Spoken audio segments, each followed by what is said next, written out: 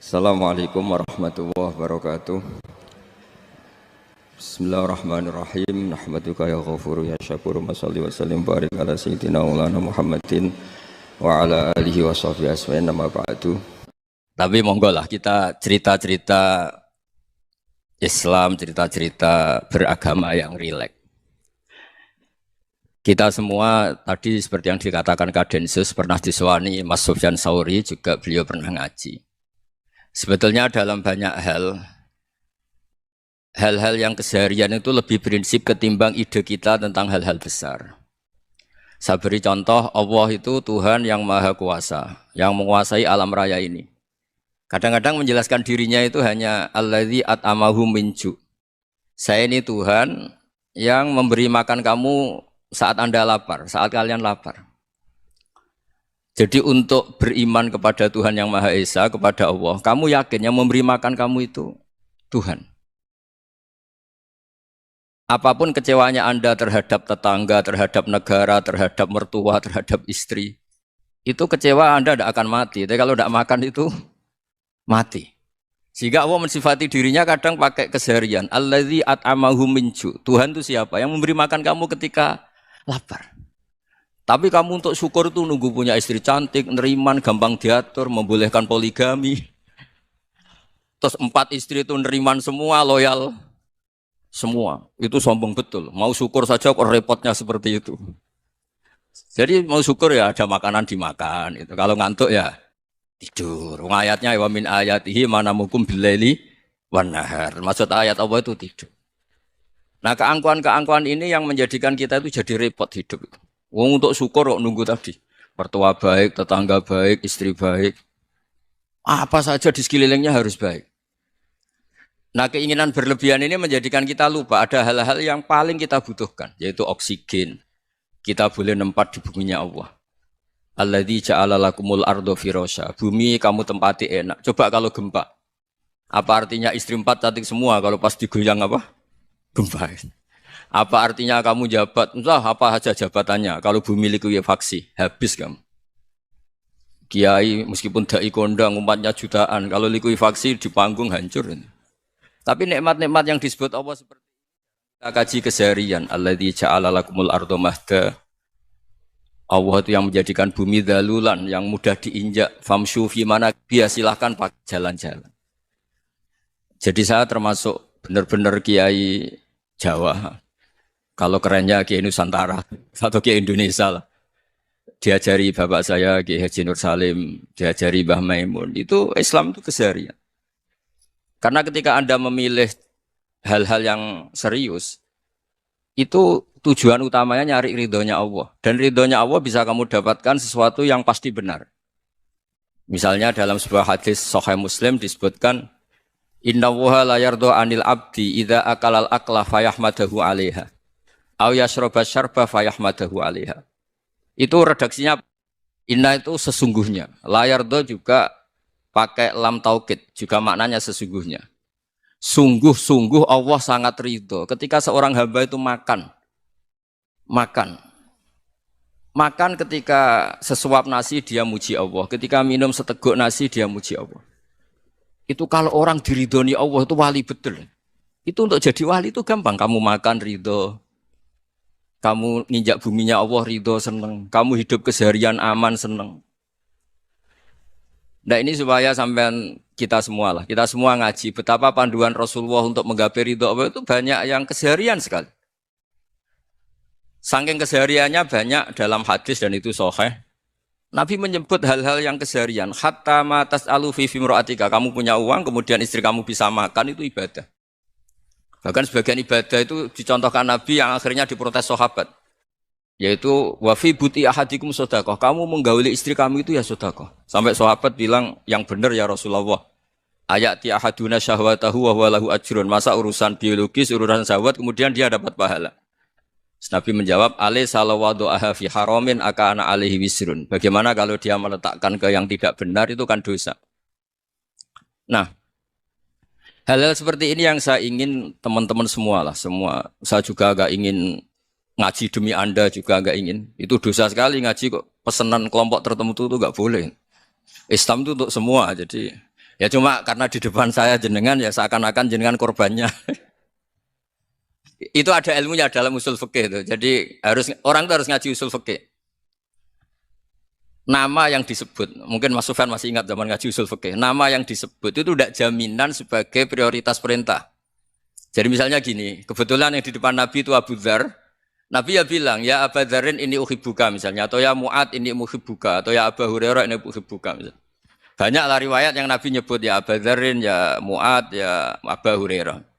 Kemudian misalnya Nabi meneruskan khitab, ini uhibbuka, saya mencintai kamu, fakul dubur sholatin, atau sebagian riwayat disebut fala tada'anna dubura kulli sholatin, Allahumma inni ala dzikrika wa syukrika wa husni ibadatik. Saya mencintai kamu, siapa saja. Mu'ad bisa, Abu Dzar bisa siapa.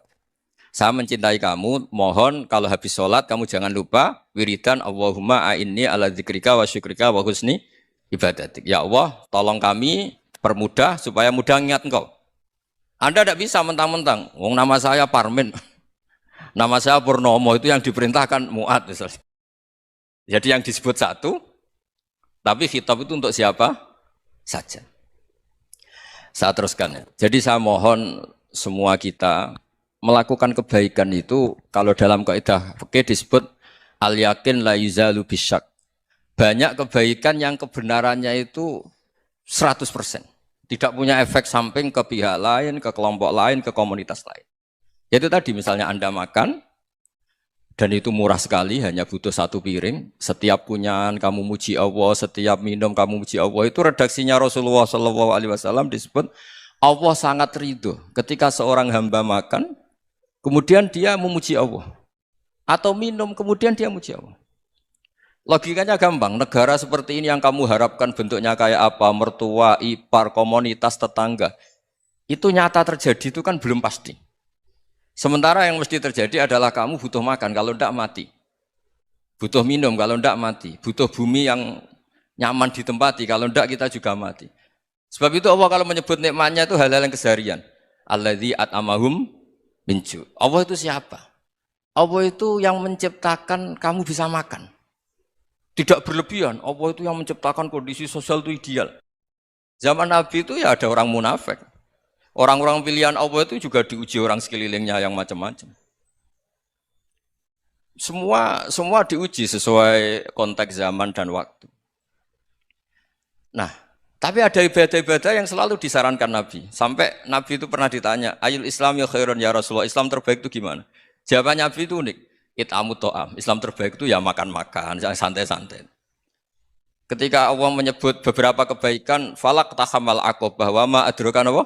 Mal aqobah. Terusannya apa? Fakku rokobah. Terusannya apa? Au it'amun fiyaumin di masubaya. Atau acara makan-makan itu juga Islam. Kenapa? Ya bayangkan kalau tidak ada makanan, kita mati kan? Kondisi sosial tidak ideal itu Anda masih gak apa-apa. Tapi kalau Anda tidak makan, Anda tidak minum, kamu punya istri cerewet masih bisa hidup, punya mertua cerewet masih bisa hidup. Tapi kalau tidak makan bisa mati. Berarti penting mana istri sama makan? Penting mana? Makan. Semoga istri Anda dengar, nanti kamu disuruh makan tapi pulang deh. Itu kalau dibahasakan makan masih memahami. Penting mana nasi satu piring dengan istri. Enggak ada nasi mati, enggak ada istri belum mati. Penting mana? Gak berani jawab kan? Nah, ternyata Anda ada garang kan di depan istri. Jadi saya mohonlah, mungkin Mas Sufyan Sauri tadi yang bisa bantulah. Teman-teman tuh ngaji yang keseharian saja. Karena kita nyari ridha Allah itu berdasar firman Allah. Dan firman Allah itu menyebut keseharian tuh riang, gampang. Yaitu tadi misalnya wa min ayatihi manamukum billaili wan nahar. Termasuk ayat-ayat Allah itu kamu tidur. Maka dulu itu ada guyonan, ada tokoh Mu'tazilah, kelompok dalam Islam yang berpikir manusia itu bisa menentukan ikhtiarnya sendiri. Karena saya bisa duduk, ingin berdiri, berdiri. Karena kelompok ini enggak terima kalau semua kehendak Allah, nanti bagaimana kalau semua kehendak Allah kok ada hisab ya, ada sanksi. Lucunya itu dia akhirnya ini cerita ya, mencintai seorang perempuan cantik sekali. Dan itu dia menjadi ahli sunnah itu oleh hal-hal yang sepele. Karena istrinya cantik, Ya namanya suami istri itu hubungan intim. Terus ditanya, Mas, masih ingin lagi? Masih. Silahkan diulang lagi. Wah ya tidak bisa. Katanya manusia bisa menentukan yang diinginkan. Itu tobat itu. Itu nggak bisa ditobatkan Mas Sufyan Ats-Tsauri. Orang cantik yang mudah nobatkan orang itu orang cantik. Segampang itu. Akhirnya kita tahu. Makanya kalau dalam kitab Hikam itu disebut al-akil mayakul madza yaf'alu wa hubi wal ghafil mayakul madza af'al.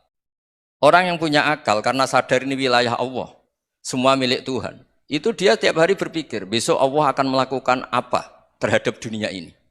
Kamu merencanakan suatu mau plesir, ternyata gempa. Mau wisata ke Rusia, ternyata perang. Kamu tidak pernah tahu apa yang akan terjadi besok. Wa ma tadri nafsum madza taksibu ghadan. Tapi anda semua kita ini sering punya jadwal permanen. Makanya saya kalau diundang siapa saja, isane takdir. Yang jelas Gus ini acara penting. Ya masih acara penting nak pangeran ngersakno apa piye? Kok ape dadi pangeran? Kamu kok mau jadi Tuhan? Itu kadang ya kiai. Penting Gus acara ini jenengan harus memastikan bisa. Loh kamu itu yang ngajarin tauhid, sesuatu itu biadillah kok bilang-bilang apa pas? Pasti. Kalau maksa terus tak tobatkan dong kamu kata saya itu. Ya kalau gitu Gus bilang insya Allah. Wah itu hati saya, fisik saya, roh saya sudah bilang insya Allah. Tidak usah kamu latih kata saya. Nah hal-hal tauhid keseharian itu gampang sebetulnya. Wal ghafil yaqulu madza af'al. Tapi orang yang lupa Allah dia setiap hari bilang besok apa? Kita bisa melakukan apa? Seakan-akan dia itu aktor, dia penting, dia subjek permanen, dia. Padahal kita ini hanya objek kehendak Allah Subhanahu wa taala. Karena kita yakin sesuatu yang terjadi di alam raya ini kita tidak bisa apa-apa. Makanya saya sering ngaji, sering bilang saya. Ketika Anda mensifati Allah, Dia yang menghidupkan. Sudah itu tanamkan sehingga ketika kita mati santai saja. Kenapa santai? Allah punya cara menghidupkan kita. Zaman kita hidup juga gak tahu caranya ngelola jantung, ngelola paru-paru. Kamu juga gak tahu ngelola oksigen yang tidak beracun, tidak ngandung polusi. Tahu-tahu hidup. Gak ingin tua ya tahu-tahu tua, gak ingin mati tahu-tahu mati. Selama ini kita hidup juga gak tahu apa sebetulnya. Hanya gaya tok, punya jadwal, punya planning. Kalau kamu bisa menentukan pilihan Anda, pasti Anda istrinya cantik, 4 neriman semua, kona'ah semua. Nyatanya enggak kan? Ada 1 jelek, cerewet. Wah itu kan, nyatanya enggak bisa apa-apa Anda kan? Dan kamu bawa mati lagi. Itu kan, istri Anda juga gitu, punya keinginan, punya suami yang ganteng, yang jabat, yang neriman, yang enggak poligami. Ya enggak kesampaian juga. Kalau kita ngitung tingkat kegagalan kita itu gagal terus. Ya kan? Nah, terus ingat Allah, madza yaf'alu wa hubi. Orang yang punya akal selalu berpikir Allah itu menghendaki apa terhadap saya. Lalu sama-sama orang itu. Ngelihat orang yang serius, itu kata Anda itu pemikir berat, serius. Senang punya tokoh yang merengut karena kamu anggap serius.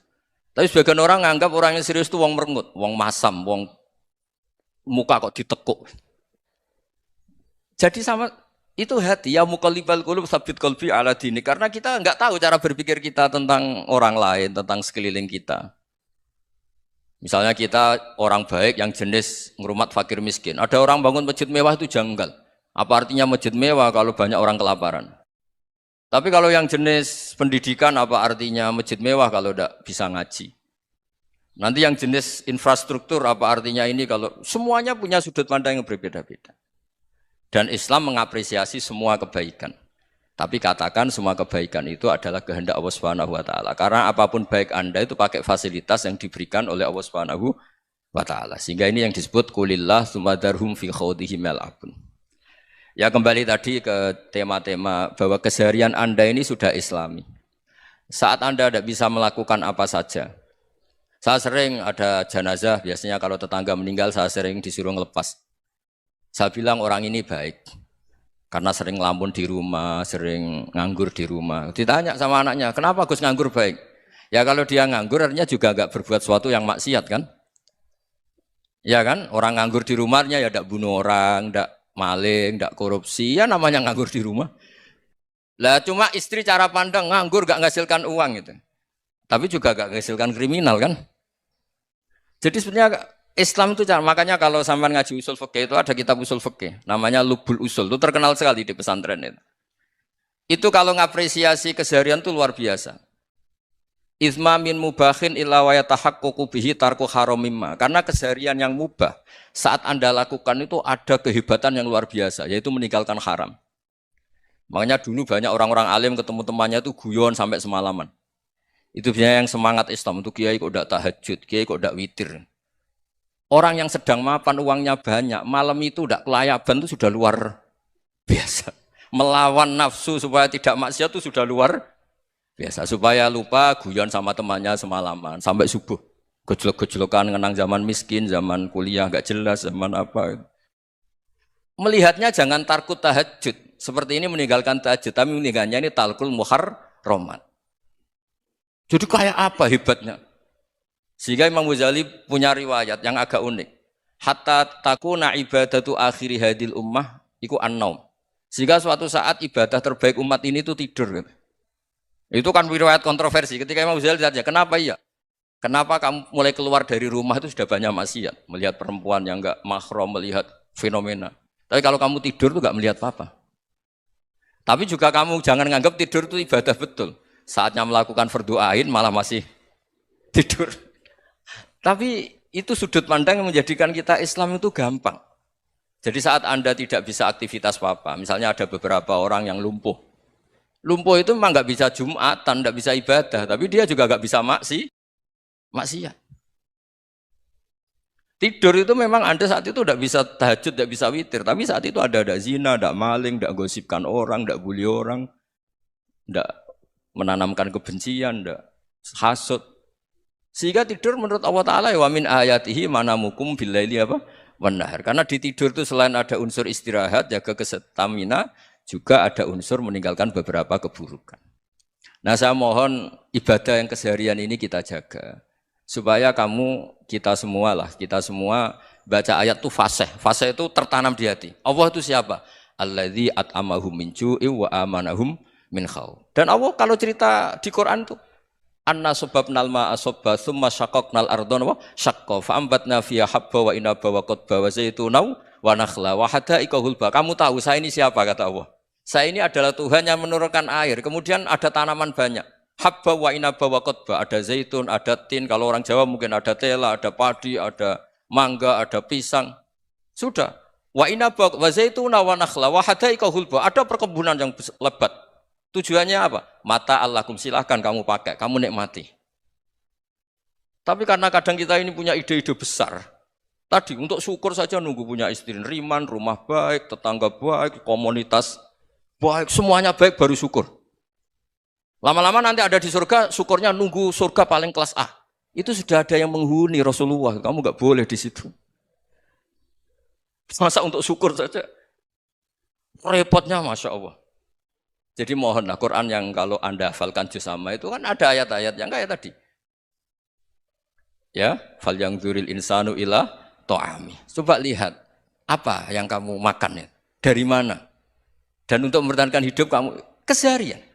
Jadi jangan kira ibadah itu harus membentuk komunitas yang versi Anda. Ibadah itu harus yang hal yang mulu-mulu. Kesehariannya Anda alami. Loh ini saya tidak bikin-bikin. Saya ngaji bukan karena berdasar pesanan. Itu ayat yang saya baca kan betul ada ayatnya kan. Fal yang dzuril insanu ila ta'ami. Anna sababnal ma'a sabba tsumma syaqqaqnal ardha syaqqa fa ambasna fiha habba wa inaba wa qadba wa zaituna wa nakhla wa hada'iqa ghulba. Terusannya apa? Mata'al lakum, silakan kamu nikmati. Mata itu silakan kamu nikmati. Ya kayak sampean dikasih hidangan ya makan. Ya sudah makan. Habis makan ya minum. Habis itu ngantuk ya tidur. Ya sudah normal-normal saja. Kayak apa indahnya Islam. Tapi Anda mencari Islam yang gimana lagi? Nah itu yang diajarkan guru-guru kita, diajarkan sanad kita sampai Wali Songo, sampai Rasulullah SAW. Bahwa pada akhirnya ada jihad, ada perang. Itu dulu memang perang, bukan membunuh. Beda. Dulu kita dijajah Belanda ya perang, dan itu normal karena kita dijajah. Jadi ketika orang lain ingin baik sama kita, wa in ahadum minal musyrikin astajaroka ya fa'jirhu hatta yasma'a kalam Allah. Kalau mereka ingin baik ya kita baik. Makanya ada istilah musta'man, mu'ahad. Kalau mereka ingin damai, berdampingan dengan kemajmukan ya itu yang lebih baik. Karena memang Islam menghormati proses perdamaian. Wa in janahu napa lisalmi ya fajnah lah. Kalau ingin damai ya kita harus damai. Jadi andai kan dulu Belanda datang ke Indonesia kok minta besanan gitu. Ya mungkin kita juga seneng karena memperbaiki hidung kan kalau minta besanan gitu. Nah tapi wong jajah dulu itu kan masalah kan? Apa? Masalah kan? Jadi saya mohon ya, jadi apa? Makanya saya tadi minta sama Bapak Kadensus kemarin juga pernah main ke saya. Jangan sering ketemu saya ini sudah uzlah, saya ini sudah mau daftar jadi resi. Saya itu kemarin di muktamar juga agak datang, acara di Jogja juga sudah. Karena memang keluarga saya dulu itu bahasa ya, bapaknya bapak saya itu enggak keluar rumah itu puluhan tahun. Memang punya adat uzlah. Ya makanya ngaji saya ngaji aja yang gampang-gampang aja, yang enggak orderan, enggak pesenan ngaji aja dulu yang gampang. Saya ikhlas, yakin betul saya ikhlas. Ikhlas itu menurut saya itu roh. Orang enggak ikhlas menurut saya itu orang aneh.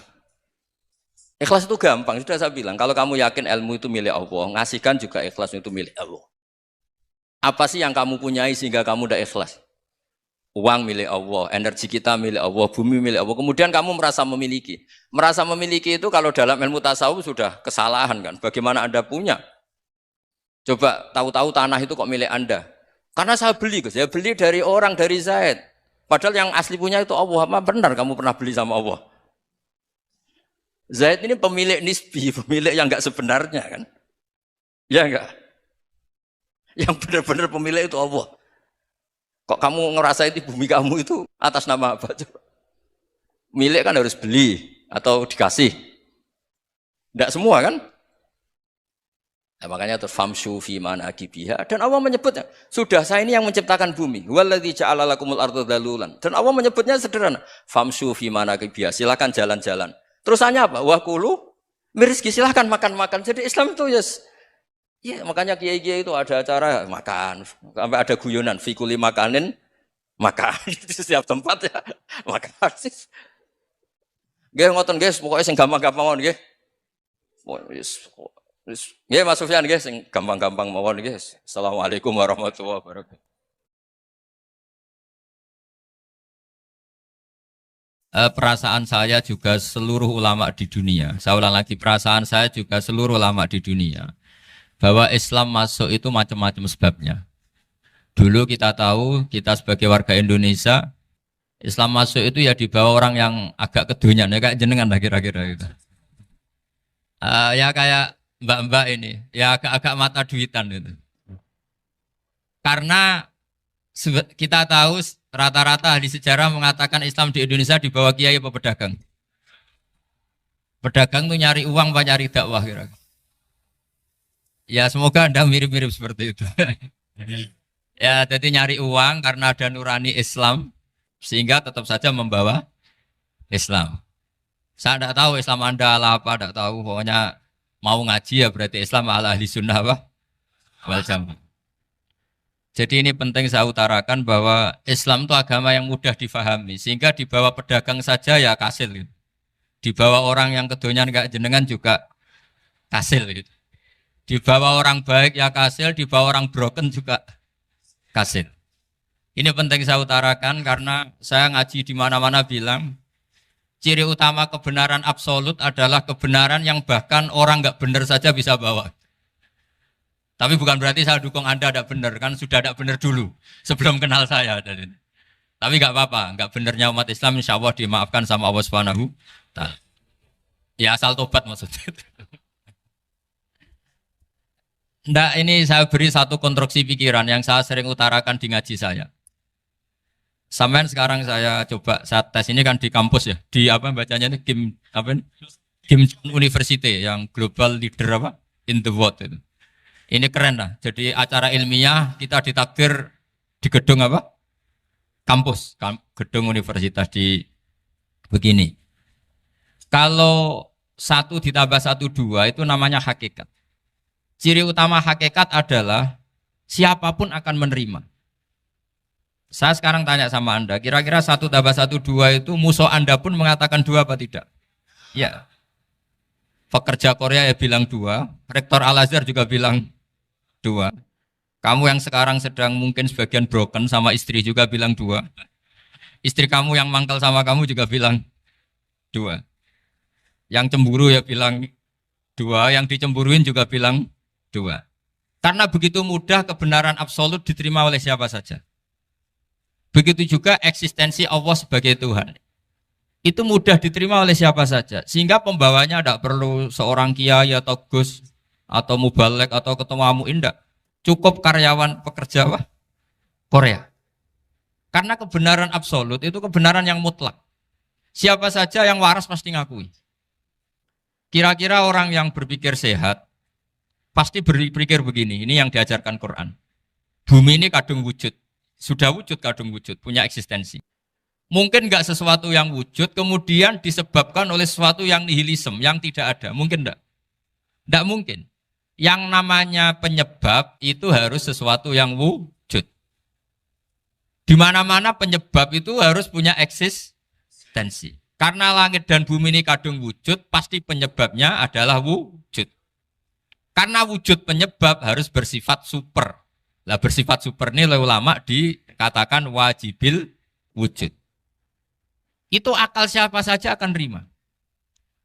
Cuma kemudian setelah nerima itu orang macam-macam cara berpikir. Mungkin orang Jawa dulu bilang itu Sahyang Widi. Kalau orang sini mungkin bilang apa itu? Dewa atau apa ya? Enggak tahu saya itu. Karena itu yang teman sampean, enggak teman saya itu. Tapi yang jelas begini, ini konstruksi ini harus kita jaga. Nanti saya bacakan teks hadisnya. Kebenaran sejati ciri utamanya adalah ada absolutisme, ada kebenaran mutlak. Ciri utama kebenaran mutlak adalah diakui bahkan oleh siapa saja, termasuk oleh orang fasik. Orang fasik itu orang enggak benar. Misalnya ada imam masjid besar Istiqlal, ditanya 1 tambah 1 bilang apa? 2. Nanti kira-kira yang lonte juga bilang apa?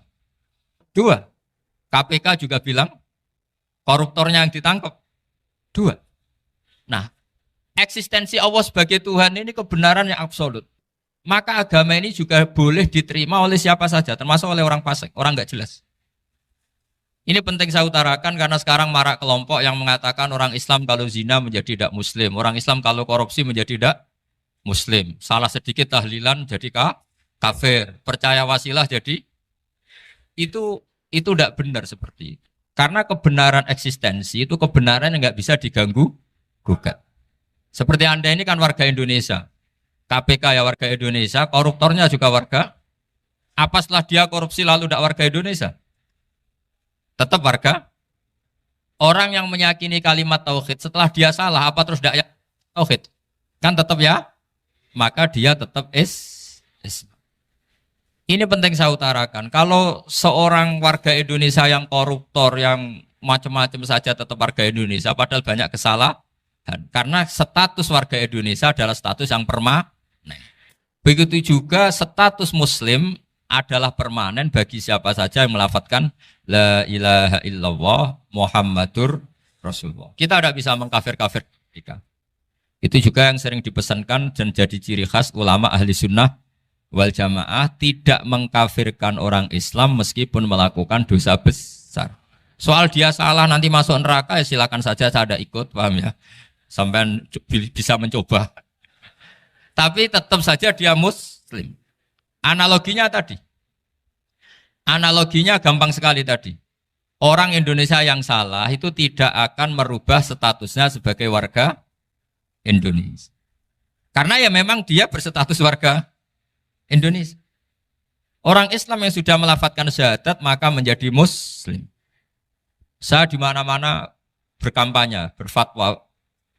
Orang kafir yang 70 tahun kafir, sekali melafadzkan kalimat tauhid, itu menjadi muslim apa tetap kafir? Muslim. Masa kita yang Islam terus, yang kalimat tahlil la ilaha illallah, kemudian menjadi kafir karena kalimat itu? Itu faham aneh apa aneh?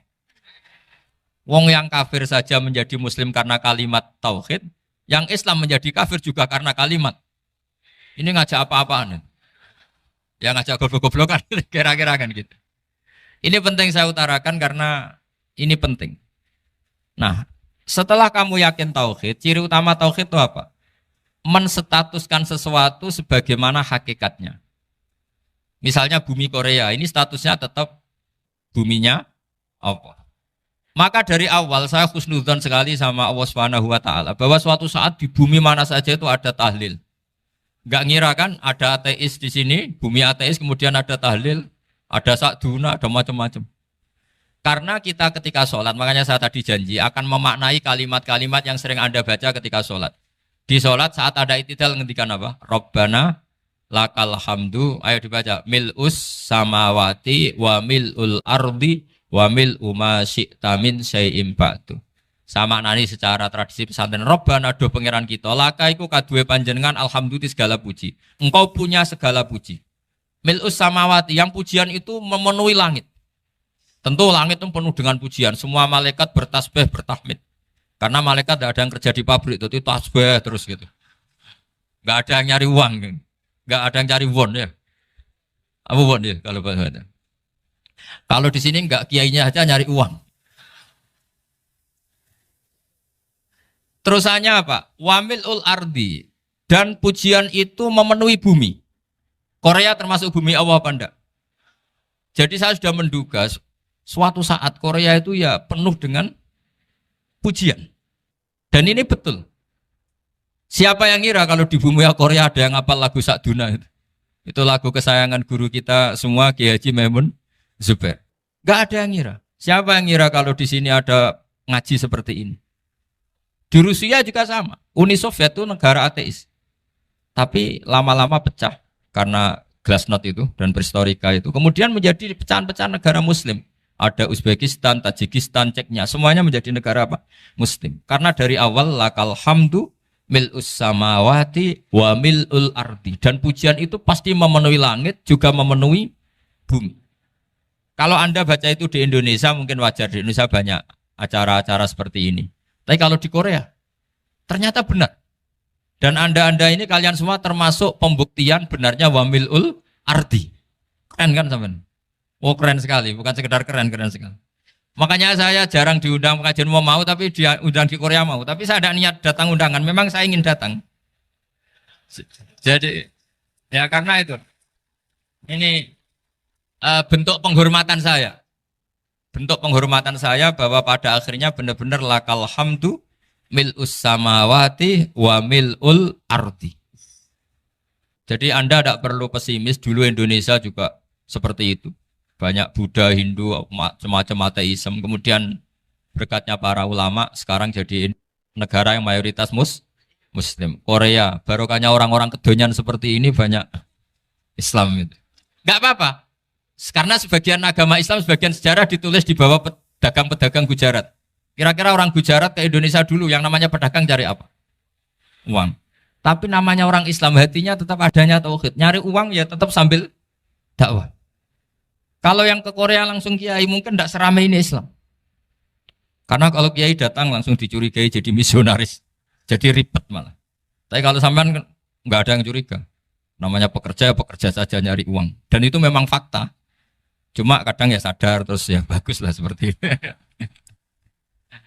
Nggak apa-apa. Maksud saya ini saya memberi support, memberi tasjek bahwa Allah itu luar biasa. Jadi kalau ingin menyebarkan agamanya macam-macam. Kadang kiai tidak bisa mengislamkan orang, itu anak-anak mahasiswa pacaran, itu banyak yang pacarnya itu masuk Islam. Tapi sampean jangan bilang pacaran halal, ya tidak pernah halal. Tapi Allah kalau menghendaki memberi hidayah itu jalannya macam-macam. Ada yang lewat kerja, coba yang bayangkan ada tahlilan di Korea itu semua kiai tidak pernah bayangkan. Tapi setelah banyak pekerja di sini, kemudian mereka insaf atau sedang insaf, tidak tahu ini. Sampai kapan insafnya juga tidak tahu. Tapi yang jelas ini hebat. Ini apa? Hebat. Tahu-tahu ya seperti ini. Makanya iman saja Rabbana lakal hamdu mil'us samawati wa mil'ul ardi. Masih ditambahi wa mil'u ma syi'ta min syai'im ba'du. Karena Allah itu zat yang tidak terperikan, zat yang tidak terbatasi. Maka pujian di langit dan bumi ini masih kurang. Masih ada apa saja yang nanti akan dipenuhi oleh pujian kepada Allah Subhanahu wa ta'ala. Wa mil'u ma syi'ta min syai'im ba'du. Dan pujian kepada Engkau ya Allah akan memenuhi semua ruangan yang Engkau kehendaki. Mungkin suatu saat negara-negara yang sekarang yang paling minim Islam itu di Amerika Selatan. Kayak di Argentina dan sebagainya. Itu nanti suatu saat Nanti suatu saat juga penuh dengan pujian karena tetap Rabbana lakal hamdu mil'us samawati wa mil'ul ardi wa mil'u ma syi'ta min syai'in ba'd. Saya di Jogja setiap akhir ngaji saya ajarin wiridan. Mungkin wiridan ini tidak asing bagi jenengan karena sering saya baca Subhanallah wa bihamdihi adada khalqihi wa ridho nafsihi wa zinata arsyihi wa midada kalimat. Bahwa kita memuji Allah itu adada khalqi sesuai jumlah makhluk Allah. Semua makhluk Allah meskipun kelihatannya mengecewakan, ini semuanya memuji sama Allah Subhanahu wa taala. Meskipun kadang kita kecewa, kadang kita tidak cocok. Coba barokahnya Anda ini agak-agak kecewa gitu dengan Indonesia karena nggak menyediakan lapangan kerja untuk Anda. Tapi ya nggak kecewa-kecewa amat ya, agak-agak saja. Karena Anda tetap semua mencintai Indonesia. Gara-gara agak-agak kecewa cari negara lain. Akhirnya di Korea, ada yang di Jerman, ada di Inggris. Tapi bawaan pernah ngaji di musola, Islam ini ke bawah. Sehingga karena Islam ini ke bawah, tahu-tahu ada komunitas yang memikirkan Islam. Umumnya orang mikir Islam itu ya bikin masjid. Kalau di Korea unik nyewa apa? Nyewa gedung untuk masjid. Itu kalau diceritakan di Indonesia aneh. Ini masjid sewaan. Masjid. Tapi kalau di sini lazim karena kalau beli mahal ya cukup sewa. Saya tidak tahu kalau dalam terminologi agama tempat Anda sujud ini nanti jadi saksi di akhirat. Itu yang permanen apa yang sewaan tidak tahu. Jadi nanti bumi ini tanya, ya saya ya Allah pernah dipakai sujud, tapi setelah 1 tahun nggak kuat menambah lagi. Makanya saya dukung tadi yang ada gerakan masjid apa. Sebenarnya permanen nggak permanen itu tetap bagus, ada usah memaksakan. Yang jelas saya sudah ikut nyumbang lelang tadi, dan saya berharap uang itu benar-benar untuk masjid. Kalau untuk takmirnya juga nggak apa-apa, yang penting untuk menghidupi masjid. Saya juga termasuk kiai yang nggak suka kalau hukum itu terlalu fanatik. Misalnya uang ini untuk masjid, kemudian imamnya diterlantarkan. Karena alasannya ini untuk masjid. Imam kan nggak masjid. Nah ini kalau imamnya nggak diservis, kemudian mutung terus pulang ke Indonesia. Ini jadi masalah. Tapi saya juga nggak suka kalau ada negara gitu. Betul-betul saya nggak suka. Yang imamnya itu terlalu diservis. Ini buruk sekali kan. Pernah ada anekdot, ini anekdot tapi nyata. Ada negara yang sangat sehat, Islamnya sangat sehat. Itu imamnya 1 bulan tuh digaji 70 juta. Kira-kira 70 juta dibagi 1 hari berapa? 5 sholat ya? 5 kali 30 berapa? Kira-kira saja. 150. Berarti per sholat dapat berapa ya? Kira-kira. Kan biasa potong gaji kalau... berapa kira-kira? Singkat cerita, si kiai dari luar negeri tadi cerita, apa Indonesia? Kiainya miskin-miskin, datang ke masjid kan kadang pakai ontel, adzan sendiri, qomat sendiri, sholat sendiri kadang. Itu nasib orang-orang Sragen dan Salatiga sebagian. Itu yang lapor karena mereka itu. Kalau Rembang insya Allah enggak. Tapi ada semuanya Salatiga, sebagian begitu. Itu yang cerita kiainya, bukan ini bukan hoax, memang kiainya cerita. Nasib kiai di Salatiga Gus katanya. Itu digojlok, tapi tetap sholat. Sehingga cerita orang tadi cerita, imamnya di sana naiknya Mercy, muadzinnya pakai BMW. Itu tetangga sebelah Indonesia banyak yang fasilitas imam seperti itu. Karena gajinya sampai 70 juta. Setelah dia cerita bangga karena negaranya mengapresiasi imam sholat, sama ke Indonesia dia omongin gini, makanya kamu sholat terus, takut potong gaji ya. Gitu. Itu kagetnya bukan main dia. Dikira itu satu sifat kelebihan negaranya, ternyata buruk sekali karena imam sholat karena takut potongan gaji. Akhirnya ke Indonesia bangga, alhamdulillah kita sholat tanpa gaji. Dan tetap sholat. Keren mana yang digaji sama Anda? Ini yang di atas ini banyak calon imam. Tidak keren mana imam yang digaji sama Anda? Keren yang enggak. Tapi kalau pertanyaannya dibalik, keren mana jamaah yang peduli imamnya sama yang enggak peduli? Jadi jawabannya harus tetap seperti itu. Imamnya keren yang ikhlas. Tapi jamaahnya keren yang peduli imamnya. Jelas ini ya fatwa saya ya. Gimana? Imamnya baik yang ikhlas. Tapi jamaahnya baik yang peduli nasibnya. Tapi sekali imam dari awal enggak ikhlas itu harus di PHK. Itu bahaya bagi agama kalau awalnya sudah ada ikhlas. Karena nanti setelah habis subuh terus dihitung. Wong setahu saya sholat terus kok kenapa gajinya tinggal segini? Ya, setahu saya sholat terus kok gajinya tinggal segini. Terus nanti takmirnya bilang, kemarin duhur Pak Yai tidak ngimamin. Kemarin asar tidak ngimamin. Terus dihitung. Bisa enggak agama akan berjalan seperti itu? Enggak. Ya makanya pertanyaannya tadi, suka atau punya imam ikhlas? Suka. Tapi imamnya juga suka kalau jamaahnya peduli. Ini penting. Jadi saya mensupport Anda, mensupport kalian semua bahwa agama ini akan diurus oleh Allah Subhanahu wa taala. Makanya Sayyidina Umar radhiyallahu anhu kalau disuruh mikir agama itu tidak mau. Tidak mau betul. Ketika Umar jadi khalifah itu puncak keemasan masa Islam. Semuanya stabil, semuanya hebat. Sampai Irak, Iran zaman itu Persia masih. Semuanya Mesir, itu semuanya ikut Islam. Ketika Islam pada puncaknya, yang dikhawatirkan oleh masyarakat adalah begini. Lalu setelah Umar itu bagaimana? Islam setelah dipimpin orang yang tangguh, yang kuat, yang waroi, yang zuhud. Lalu setelah Umar itu gimana? Tapi Umar disuruh mikir gak mau. Sampai setiap Abdullah bin Umar jalan-jalan di kampung-kampung itu abahnya dianggap pecundang. Tahu sampean pecundang? Orang yang gak tanggung jawab. Karena orang-orang bilang gini, ya Abdullah bin Umar, bagaimana pendapat Anda kalau ada penggembala kambing di tengah hutan atau di tengah padang rumput, kemudian dia ninggal gelanggang kambingnya. Kamu anggap penggembala ini gimana? Oh itu penggembala yang dolim itu. Pasti kalau kambing ditinggal ya kacau. Apalagi ini umatur Rasulullah Shallallahu Alaihi Wasallam. Ini abah kamu tidak pernah wasiat, tidak pernah ngatur suksesi. Lalu Islam setelah dia bagaimana? Suruh dia ngomong penggantinya siapa? Karena beliau sudah sepuh harus ada suksesi. Akhirnya Abdullah bin Umar lapor ke Umar. Ini gimana abah orang mengkomplain begini. Apa kata Umar? Agama itu beda dengan kambing katanya. Agama itu milik Allah Subhanahu. Mbok saya pikir, tidak saya pikir tetap jalan. Nah ini terbukti. Jangan ulama ya ndak, mufti ya ndak, tapi bisa menjalankan agama. Kalau agama sampean pikir malah rusak. Sudah pokoknya lakukan saja, tidak usah dipikir. Akhirnya betul. Karena agama ini milik Allah.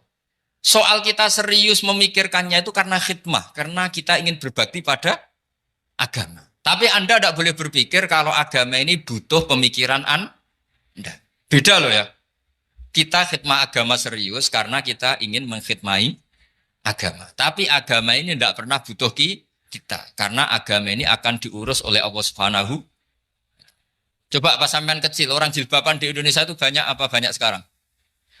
Banyak sekarang. Kiainya mutu orang dulu apa mutu orang sekarang? Tapi perkembangan Islam itu ramai sekarang apa ramai dulu? Ramai sekarang. Islam menyebar di seluruh dunia itu zaman Wali Songo, zaman sampean keren mana? Keren sekarang. Kualitas solehnya sampean sama Wali Songo? Wali Songo. Ini betul. Karena agama ini diurus oleh Allah Subhanahu wa taala. Maka kata Sayyidina Umar, agama ini innallaha ta'ala yakhfadhu dinah. Innallaha ta'ala la yudhi'u khilafatahu waladina. Allah itu tidak akan menyia-nyiakan agamanya. Ini terbukti. Agama ini pernah dipimpin orang terbaik di dunia, yaitu Rasulullah Shallallahu Alaihi Wasallam. Ketika beliau intakola ila rofiqil ala, ketika beliau pindah ke alam sana, diteruskan oleh sahabat yang tentu jauh di bawah Rasulullah. Diteruskan tabiin, diteruskan para wali songo, diteruskan sayang sampean yang jauh di bawah wali songo. Sejauh-jauhnya. Tapi agama jalan sampai Korea. Agama jalan sampai apa? Dulu Wali Songo itu hanya sampai Mojokerto, sampai Tulungagung. Di bawah sampean, Kelayaban sampai mana ini? Korea. Coba kalau Allah tidak ngurus, nggak bisa. Yang gerakkan hatinya sampean peduli sama masjid siapa? Allah Subhanahu wa taala. Yang menggerakkan hati sampean peduli sama agama siapa? Tapi yang menggerakkan sampean ke Korea apa? Uang kan?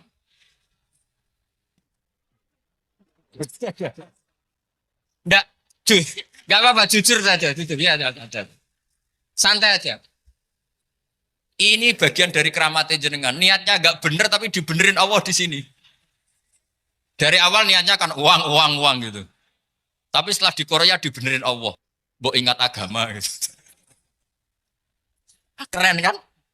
Makanya yang syukur sama Allah Subhanahu wa taala. Yang bisa hanya Allah taala. Makanya dalam dunia kiai selalu baca apa? Alhamdulillah alladzi hadana li hadza wa ma kunna linahtadiya laula an hadana Allah. Alhamdulillah kita diberi hidayat seperti ini. Kalau tidak Allah tidak bisa. Sudah mata duitan, kadang istri ngomel, mertua tidak percaya. Sudah setengah-setengah broken gini di saya tahu sampai ke Korea itu karena broken pas saking sayangnya keluarga. Potensinya hanya dua. Dibela-belain kerja demi keluarga atau agak broken maka ke sini. Tapi apapun potensi itu tetap baik. Itu takdir sudah, itu takdir tidak usah dibicarakan. Semua itu apa? Karena orang kalau sedang rukun ya tidak mau tukaran, kalau sedang tukaran ya tidak mau rukun. Itu sudah semuanya takdir. Kata bapak saya dulu kalau ada orang mau jualan tanah, Pak Yai tanah saya mau saya jual. Ini gimana padahal ini tanah warisan. Kata bapak, nak waya adol ya adol. Memang ini saatnya jual ya jual saja. Nanti kalau kaya saatnya beli ya beli saja. Karena kalau sudah saatnya jual mau beli ya nggak mungkin kan. Mau memang saatnya jual. Kalau sudah kaya kan nggak mungkin jual tanah. Saatnya beli. Maka semoga masalah di keluarga sampean ya masalah musiman. Maksudnya yang tukarannya ini musiman. Yang rukunnya permanen. Jangan tukarannya permanen, rukunnya musiman. Setelah melihat yang lebih cantik, katut babon. Nggak tahu saya nggak tahu. Nah ini semoga katut masjid ini bagian dari kafaroh sampean itu. Jadi kafaroh kesalahan-kesalahan di sampean. Ini penting saya utarakan karena agama itu beda. Agama ini diurus oleh Allah Subhanahu. Jadi kita mengerahkan pemikiran itu bukan karena kita akan menyelamatkan agama ini, tidak. Agama ini diselamatkan oleh Allah Subhanahu wa taala. Coba kayak apa Uni Soviet kuatnya itu. Mengkooptasi supaya orang semuanya ateis, semuanya komunis. Itu 100 tahun Uni Soviet begitu. Tapi orang-orang Uzbek, Ceknya, Tajikistan tetap mengajari anak-anaknya tauhid. Itu ada yang cerita itu sampai mengajarkan tauhid itu di bawah tanah, di basement. Tapi Allah menghendaki Rusia itu Uni Soviet jatuh. Ketika jatuh, negara-negara ini langsung menjadi negara Islam, yaitu Uzbek, Tajikistan, Ceknya. Mungkin nggak mereka langsung menjadi negara Islam, andai kan saat menjadi Uni Soviet benar-benar menjadi ateis. Nggak mungkin kan? Karena saat dikooptasi Uni Soviet, akidah mereka tetap tauhid. Cuma nggak berani muncul. Artinya apa? Uni Soviet nggak bisa menghabisi Islam. Kurang kerennya Uni Soviet zaman itu. Bisa nggak menghabisi Islam? Nggak bisa. Donald Trump dulu termasuk Islamfobia. Tapi setelah dia anti-Islam, malah orang Amerika demo supaya memperhatikan Islam. Nggak bisa. Makanya Korea pun nggak bisa menghabisi Islam. Kalau sampean menghabisi Islam sendiri bisa. Karena terus nggak mau sholat, nggak mau zakat itu sampai. Tapi sampean toh yang Islamnya habis, Islam tetap baik-baik saja. Makanya ini penting saya utarakan supaya kamu pede bahwa agama ini pernah dibawa orang yang pedagang. Ya soal ada sebagian pendakwah yang ikhlas ya banyak, tapi sejarah yang gampang kita lihat adalah Islam itu dibawa oleh apa? Pedagang Gujarat, pedagang India. Nggak apa-apa, sejarah itu meskipun sebagian menentang nggak apa-apa, tapi sejarah itu tetap ada. Pasti sebagiannya memang seperti itu. Dan itu tidak masalah. Saya ulang lagi, itu tidak masalah. Coba dulu pemain bola kalau di Inggris itu kalau mau sholat susahnya bukan main. Apalagi kalau mau puasa. Kalau di sini kerja puasa katanya mati lu kalau apa? Puasa. Kalau mau sholat katanya dicari mana ini berhalanya kok. Kata orang-orang ateis kan gitu, dicarikan patungnya. Kali ini sholat kok gak ada patungnya, ini gimana ini. Ya ngalamin gitu. Tapi Allah Maha Kuasa. Banyak investor mana itu Dubai atau Qatar yang tertarik investasi di dunia bola. Kayak Sulaiman Al-Fahim makanya beli Manchester City. Itu sekarang pelatihnya negara orang sholat gak berani. Bahkan di tengah stadion dibangunkan masjid. Kalau sampean daftar jadi muadzin bisa. Apa nyanyi Sakduna di sana juga bisa.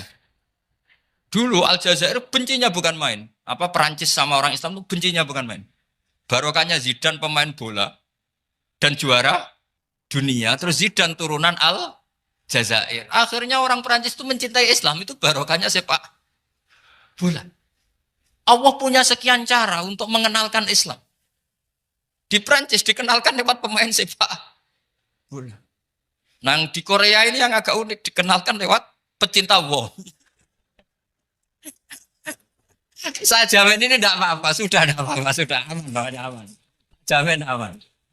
Pokoknya alhamdulillahilladzi hadana lihada wa ma kunna linahtadiya laula an hadana.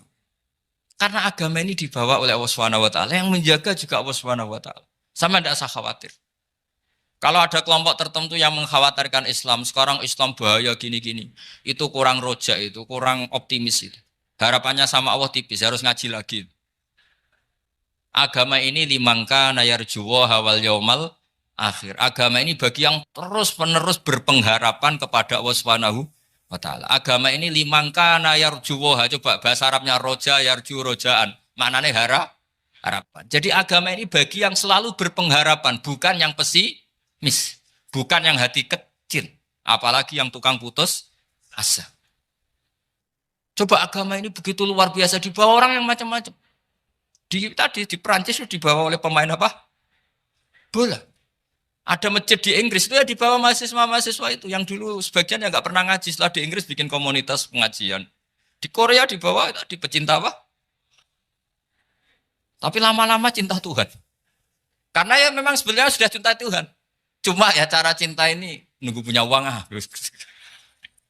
Ya sudah, alhamdulillah seperti ini sudah luar biasa sudah. Insya Allah diterima oleh Allah Subhanahu wa taala.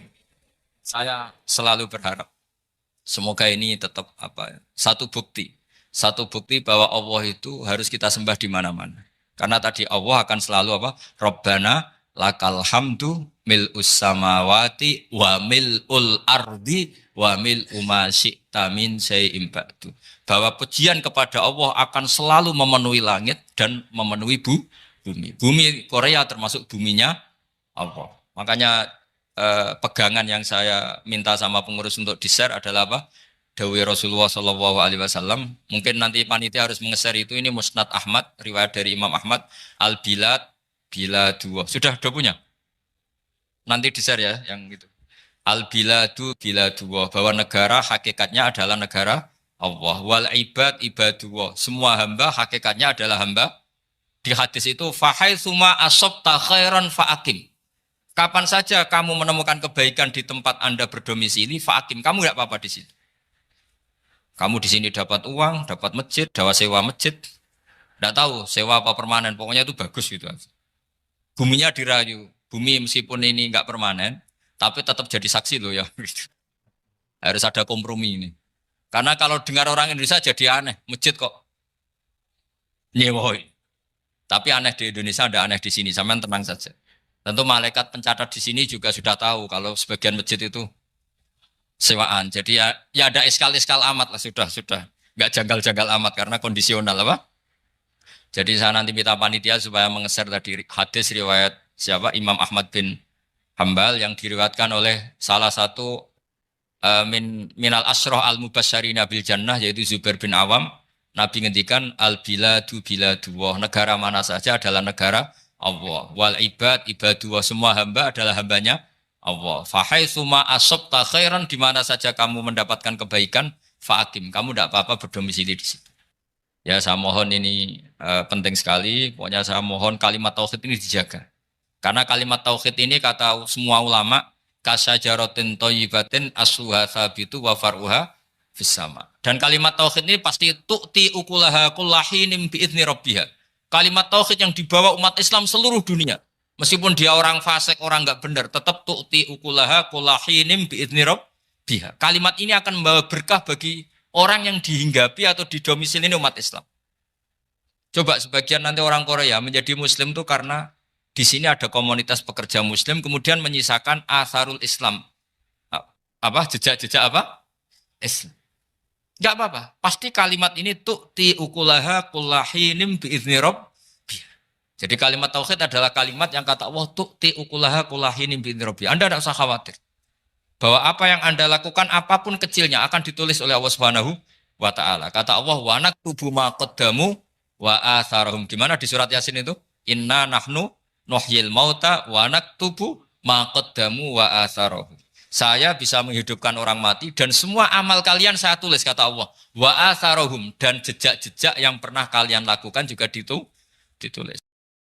Tak terangno kowe nek ora paham kok nek mlebu swarga dadi paham. Dadi iki pilihane ku loro. Dadi nek kowe saiki ra paham kok ning swarga paham. Nek saiki paham kesuk ben bun neraka dadi ra paham. Dadi mun ra usah direncana mlebu napa? Neraka wae mlebu dhewe ra usah direncanano mun.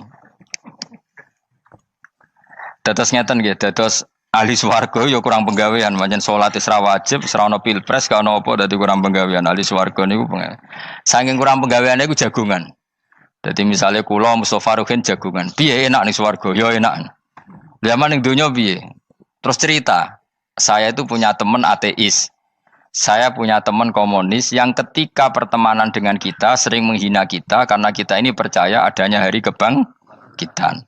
Teman saya itu sering melecehkan idza mitna wa kunna turaba wa idzaman aina lamadinun. Masa kita sudah jadi debu, jadi tulang belulang, kemudian kita akan dibalas amal-amal kita. Jadi singkat cerita, ini nunjukno nak wong soleh oleh kancanan wong dolim. Ya ini catatan ya, bahwa orang soleh itu zaman ning dunya oleh kancanan wong napa? Dolim. Buktinya yang soleh ini masuk surga. Kemudian kenangannya punya teman ateis. Zaman di dunia punya teman apa? Ateis. Entah temannya itu teman kerja atau teman kantor. Tentu tidak teman dalam akidah. Mungkin akidahnya tetap kita Islam, mereka ateis. Tapi teman, entah faktor kantor, entah faktor profesi, entah faktor kerabat. Tapi yang jelas si orang penduduk surga ini punya kenangan, kami dulu punya teman ateis. Ini kanali korin. Yang teman saya yang anti Tuhan itu mengatakan, melecehkan saya, aidza mitna wa kunna turaba wa idzaman aina lamadinun. Masa kita sudah jadi debu, jadi balung, tulang belulang, kemudian kita dihisab. Atau kita nanti ada hari balasan. Nah terus ketika jagungan ini, tadi saya bilang ahli swarga kurang penggawean. Lah piye delok piye? Jare kanca-kancane, "Moh aku ora melok di kanca."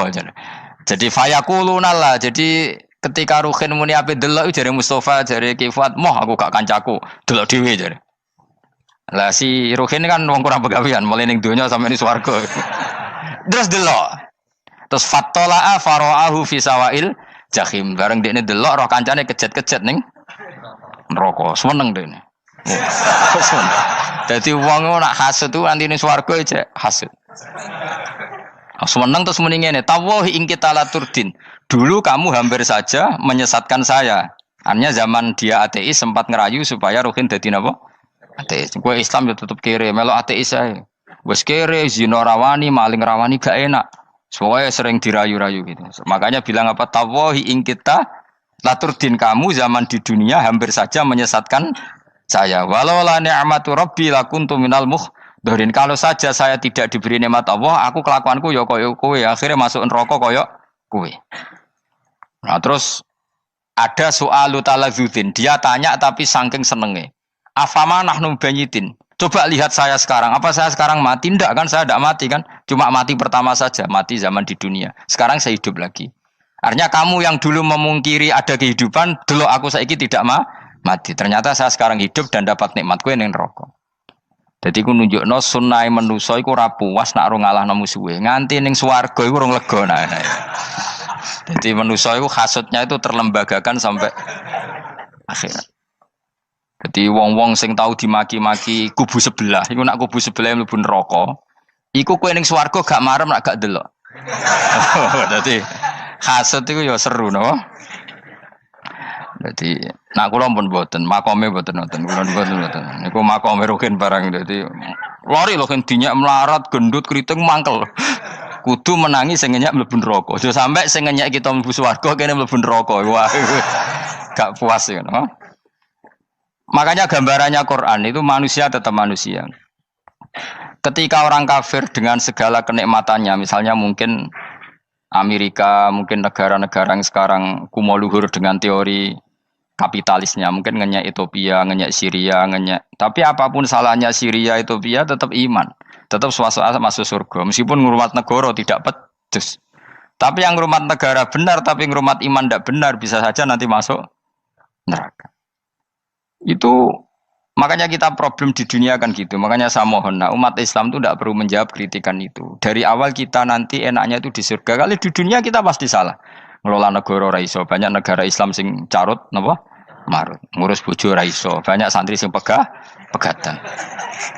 ngurus anak yo ora iso, anak yo debu weling kok bapak. Kita ini kan ngurus yayasan yo ora iso. Kan semua yang berbau Islam mesti carut marut.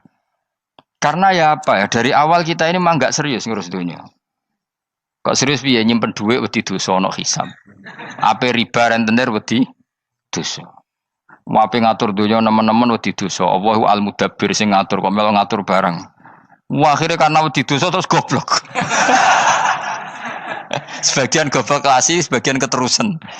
Nah, sing repot sing keterusan sampai asli lah iku terus kombinasi napa? Jadi wong Islam iku ora kober serius mengurus dunia. Kadang punya pemimpin fasik lah ben ngono pek-pekan dunia. Jadi ribet wong Islam. Akhirnya kita ini dihina wa idza marru bihim yatakhamazun wa idza qalabu ila ahlihim qalabu fakihin wa idza ra'ahum qalu innaha ula inapa ladallun. Orang-orang kafir itu kalau melewati orang Islam pasti ngenyek. Urip nyatane ngono, ngelola negara enggak bisa, ngelola keluarga enggak bisa.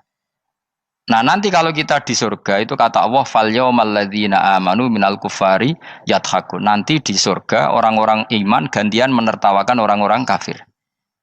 Jadi itu menunjukkan bahwa kita tidak pernah puas sebelum dendam menertawakan. Jadi wis ning swarga iku cita-citane mukmin tetep fal yaumal ladzina amanu minal kufari yadhakun.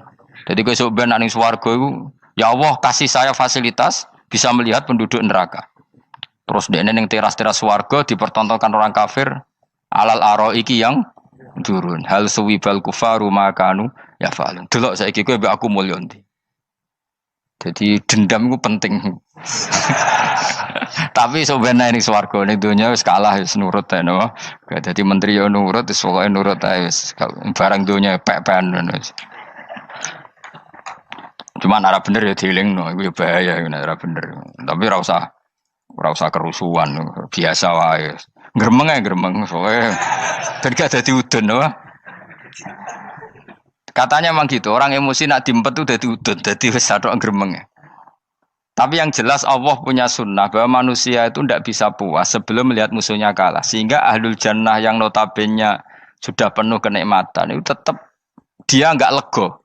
Enggak lego kalau enggak tahu nasib orang yang dulu menghina dia. Makanya ini peringatan bagi kita bahwa kita berteman orang tidak soleh di dunia itu boleh. Buktinya tadi ahli surga ketika Jagungan cerita saya punya teman ateis yang selalu mencibir saya, katanya nanti nggak ada hari kebangkitan. Lalu teman ateis saya sekarang di mana? Sekajak kancana, dulu ya teman-temannya bilang fayakuluna laga. Tapi si teman ini tetap ingin melihat. Setelah dilihat ternyata itu di neraka. Terus melakukan dialek tadi. Apa yang kamu katakan salah. Kamu mengatakan setelah mati akhir urusan salah. Ternyata saya sekarang tidak mati. Afama anahnu bimai itin illa mutatanabuna. Jadi saya mohon sekali teman-teman yang hafal Quran itu harus hafal sampai seperti saya ini sehingga tahu duduk perkara ini Quran itu kayak apa. Maca Quran tok ibadah wis suwe nang maca Quran ibadah. Tapi ndak paham wong khawarit sing tukang mateni wong ya hafal Quran. Iku gara-gara ra paham iku akhire kewaco. Nah kandhani ku angel. Sing kandhani kudu aku. Nah sing kandhani Mustafa padu merapal kan. Sing ngandani kudu aku. Mbok yo wong ku mikir to. Apa gunane misalnya ki apal Pancasila. Tapi ra iso nglakoni napa? Pancasila. Ngapal tok keadilan sosial bagi seluruh pejabat. Antok ngomong ngono jelas timbang muni bagi seluruh rakyat Indonesia aja boleh. Quran juga gitu. Kita ini manusia punya watak dendam. Tapi dendam ini dikelola oleh Islam. Dendamnya mending swarga wae. Ning donya ben, ning donya mung sediluk. Tenan betul. Orang-orang mukmin itu sampai belum lega kalau belum ketemu orang yang pernah mencibir. Itu tadi qala qailu minhum inni kanali qarin. Saya punya teman yang ketika di dunia selalu mencibir saya, inna kalaminal musaddiqina idza mitta wa kunna turaba wa idzaman aina lamadun. Teman saya itu selalu mencibir, masa kamu percaya hari kebangkitan? Kita nanti kan sudah jadi tanah, jadi tulang belulang, masa bangun lagi? Yang benar saja kamu.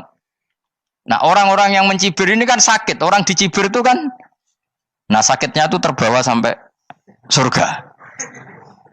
Tapi nek mlebu neraka ora kok berdendam melane.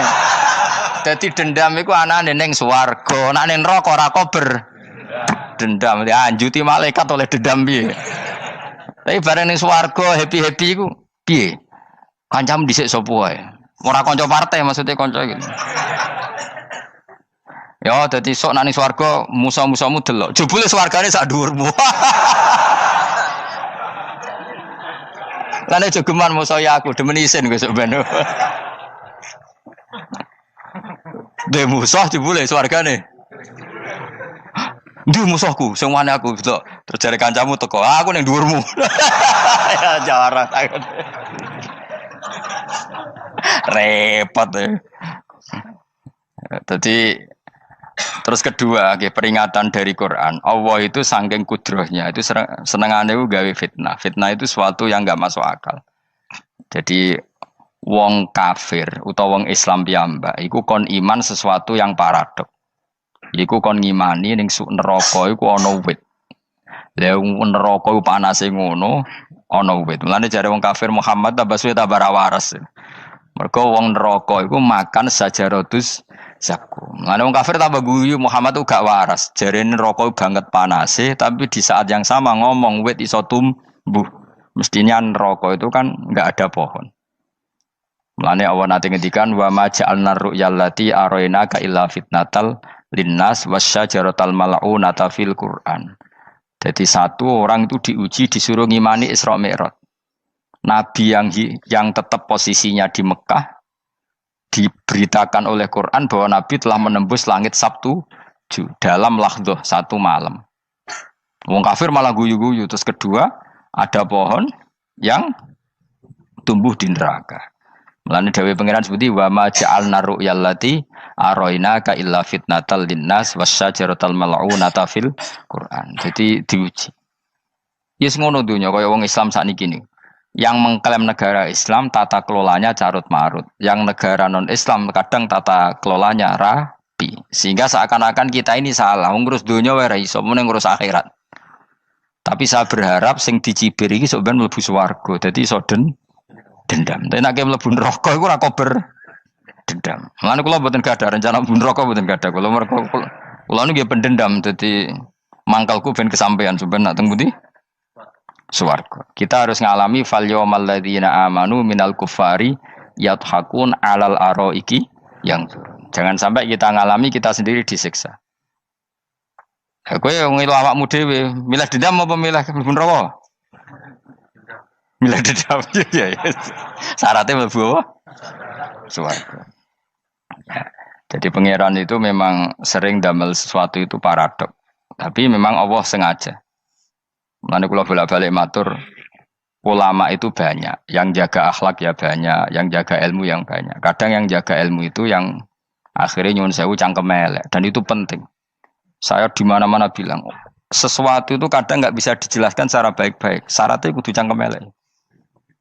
Cuma karena itu nggak mungkin kita nisbatkan pada Nabi, ben aku wae sing tanggung jawab. Kalau nak dinisbatkan Nabi kan elek, maksud Nabi kok gerakan cangkem elek. Ben aku wae. Nak pancen salah, aku sing tanggung jawab. Teke nyalahno aku neraka, yakin neraka. Siji yo ora level, napa siji ora level. Dhisik sahabat itu akhirnya yo nyuwun sewu cara ora sahabat yo cangkem elek. Mergo mangkel. Ada orang munafik saking ora ngajari ngene. Kenapa saya bikin gerakan cangkem elek? Kok janut lho. Kowe asli elek maksudnya cangkemmu wis elek ora kok. Kok nang darane aku harus gefe asli cangkemmu wis elek. Wis ngono perkara dunya ora perkara hak. Nah kan perkara hak, cek keren. Wong munafik ku saking mangkelnone ning Kanjeng Nabi, saking kepengin Nabi itu ketok goblok, ketok salah. Iku kadang takok nggowo untane unta. Takok, "Mat, untaku iki sing ngawini untane sapa? Kok anake kok ora kembar?" Terus ana sahabatmu sing cangkem elek koyo Ruhin. Tak pajangi aku. Kowe apa-apa? Dadi oleh muni ku nazautu alaiha, nazautu cara aku sing nyelingkuhi. Terus kowe apa-apa? Mergo gak trimo nabine dikei pertanyaan sing gak masuk akal. Paham? Begitu juga ketika mereka nyembah berhala Lata Uzza, iku sing cangkem elek ya sahabat. Mergo Nabi ra pantes. Cangkem elek bicara, aku gek bengi pas ape nyembah berhalaku. Jebule pas duyoi luwak. Aku mikir, mosok pangeran duwe luwak menengah iki apa-apaan? Dikencingi apa? Luwak. Ada lagi orang Bedui, orang munafik tanya, Muhammad, idda'aita annaka utiyal wahya. Kamu tuh mengklaim kamu dapat wahyu. Sekarang unta saya hilang. Lalu posisi unta saya di mana? Kamu idda'aital ghaib. Kamu mengklaim tahu barang ghaib. Sekarang unta saya di mana? Sahabat akhirnya kecangkeman, tak colong apa-apa pokoknya. Gamane. Pokoke butuhe mangkel lo, padha mangkel lo nih. Mergo gak trimo nabine nggo pertanyaan-pertanyaan yang tidak mendidik, yang menyudutkan. Yang paling parah mau nazautu alaiha. Ya aku sing nyelunggi wae apa-apa. Nah sama misalnya orang kafir bilang orang Swiss lebih bahagia timbang orang orang Ethiopia. Orang Eropa lebih bahagia ketimbang orang Syria. Kamu harus bilang, kata siapa? Coba ukur. Kita yang miskin, kita yang tidak menteri, kita yang tidak siapa-siapa. Andai kan ditimbang kebahagiaan kita dengan menteri tidak mesti kalah. Mereka juga punya atasan yang mengganggu kan. Kue jadi buruh majikan ya tersita oleh atasan. Menteri ya tersita oleh atasan. Kebebasannya ya ada yang tersita. Wayai kepengen turu harus ngantor. Wayai kepengen mangan harus rapat. Kamu ya tersita ape mangan rakelar. Ya sesuai tersitanya macam-macam kan. Semua itu kita sama kok. Ada yang sesuatu yang kita tidak kesam, mereka juga sama ada sesuatu yang tidak. Ya. Sebenarnya pola hidup itu kan sama. Dan itu kadang-kadang yang jadi aman kadang-kadang mau cangkem elek sing iso jawabnya. Tapi saya ulang lagi itu nggak mungkin kamu nisbatkan kepada Rasulullah karena Rasulullah itu ahsanan nasi khalqam. Tapi ulama ben tetep ngene iki. Sing kaliber lho ya. Sing kira-kira cangkem elek tetep keramat kok kula lah minimal koyo kula. Kulo nu cangkem elek tetep keramat. Kowe sopan tetep keramat, ora ana ilmune kok. Entekno sopan ora ana pengaruh ya. Entekno sopan tetep keramat aku, yakin keramat aku.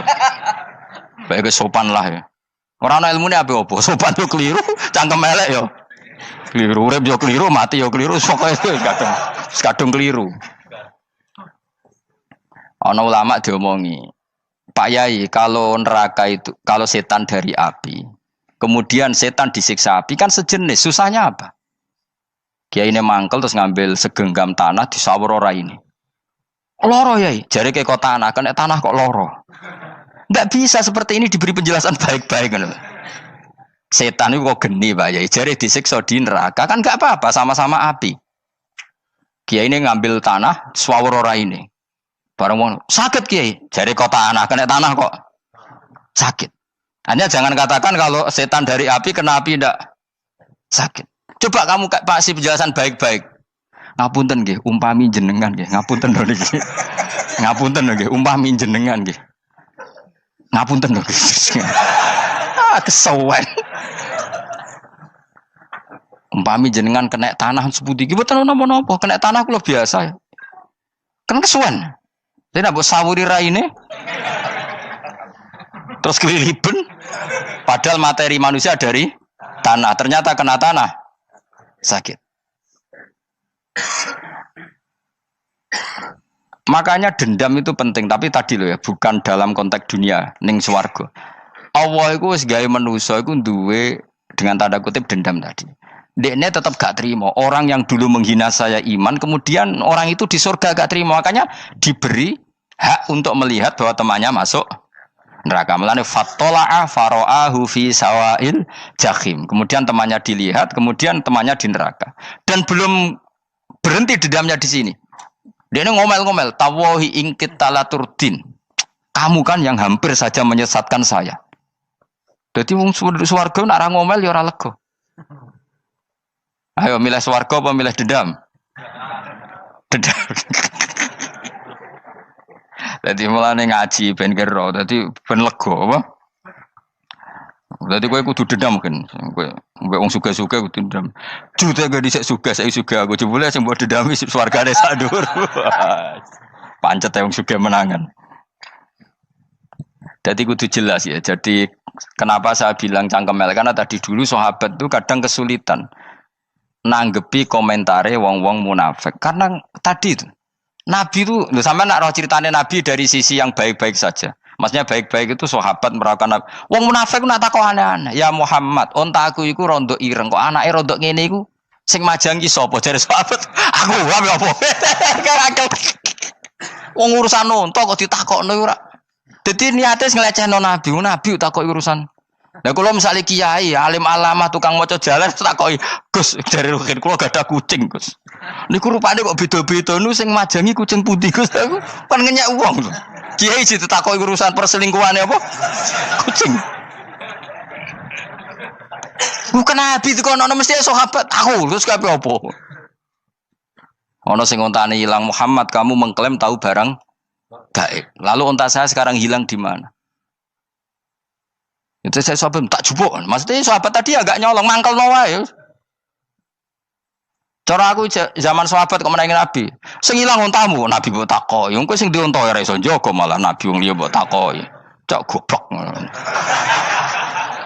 Enggak mungkin seperti ini kita baik-baik saja.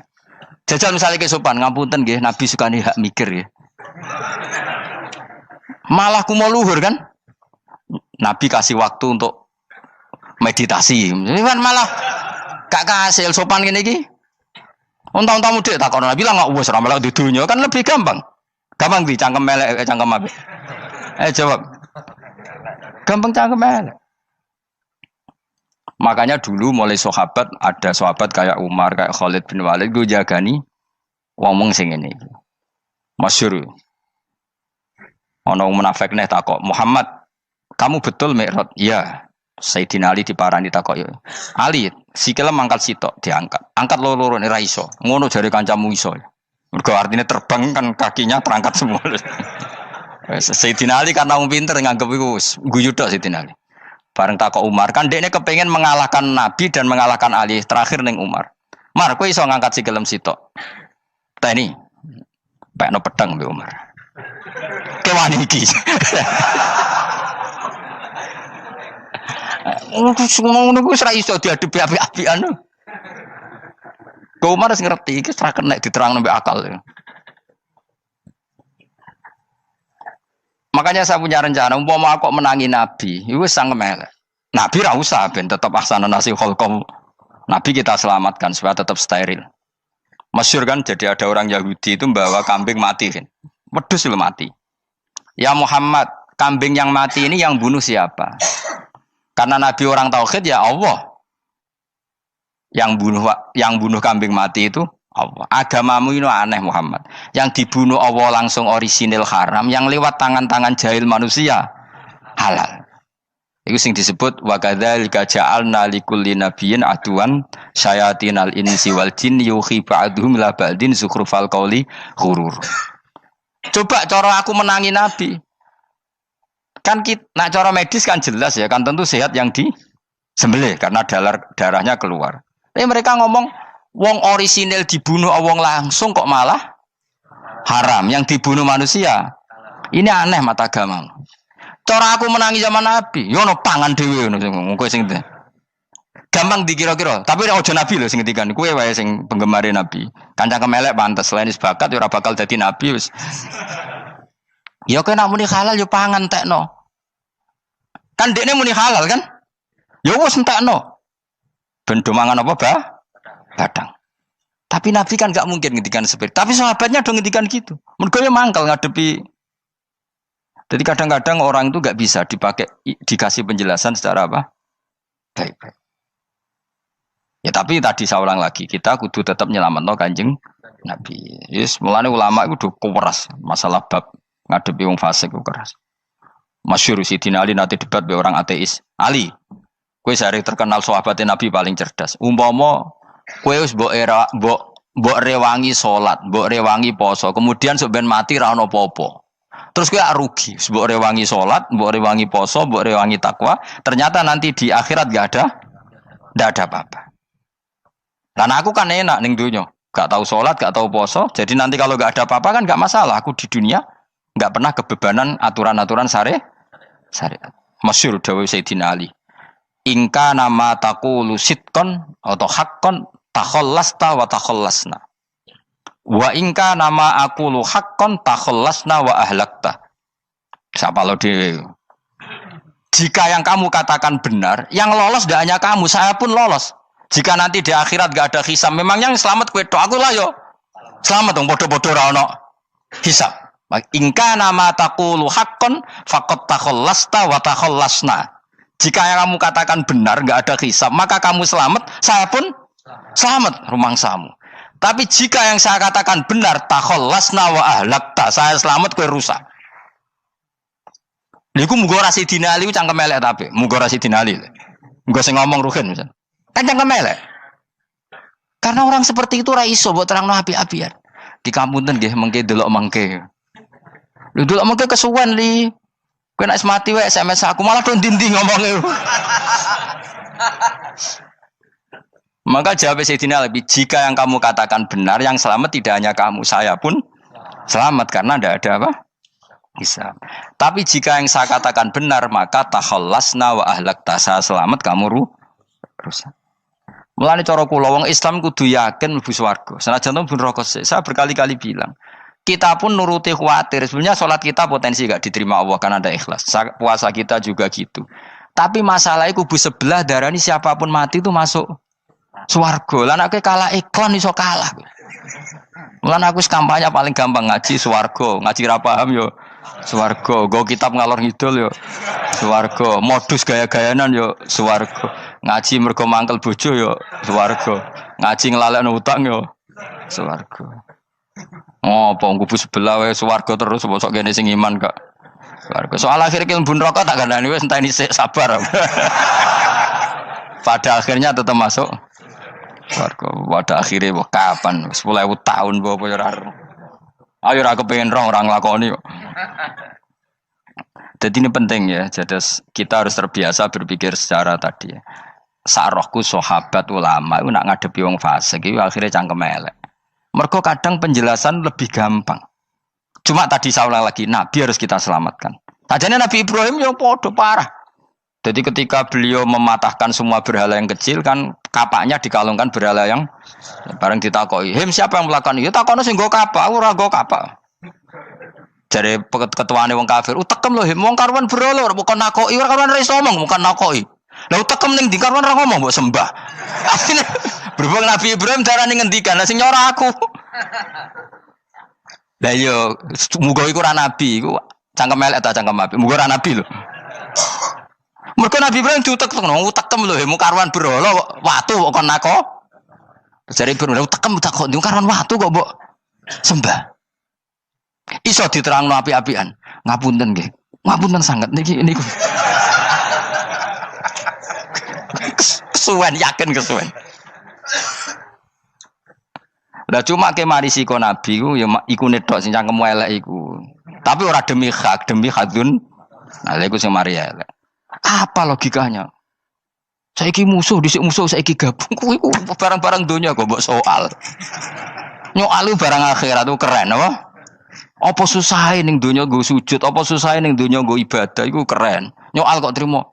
Dhisik musuhan kok saiki rukun ben donya kok mbok soal ben wis jegeman santriku ngono sini-sini aku. Ciri utama wong apik nyebalakno barang donya, tapi nek akhirat seri. Kayak aku mestine paten soalku wis ngaji jalalan kok gak dadi wali ku maksudku piye? Tak ulang mulai 2005 kok ora alim-alim maksud. Tapi kita wari jawaban tawaduk. Ya tak wari jawaban apa?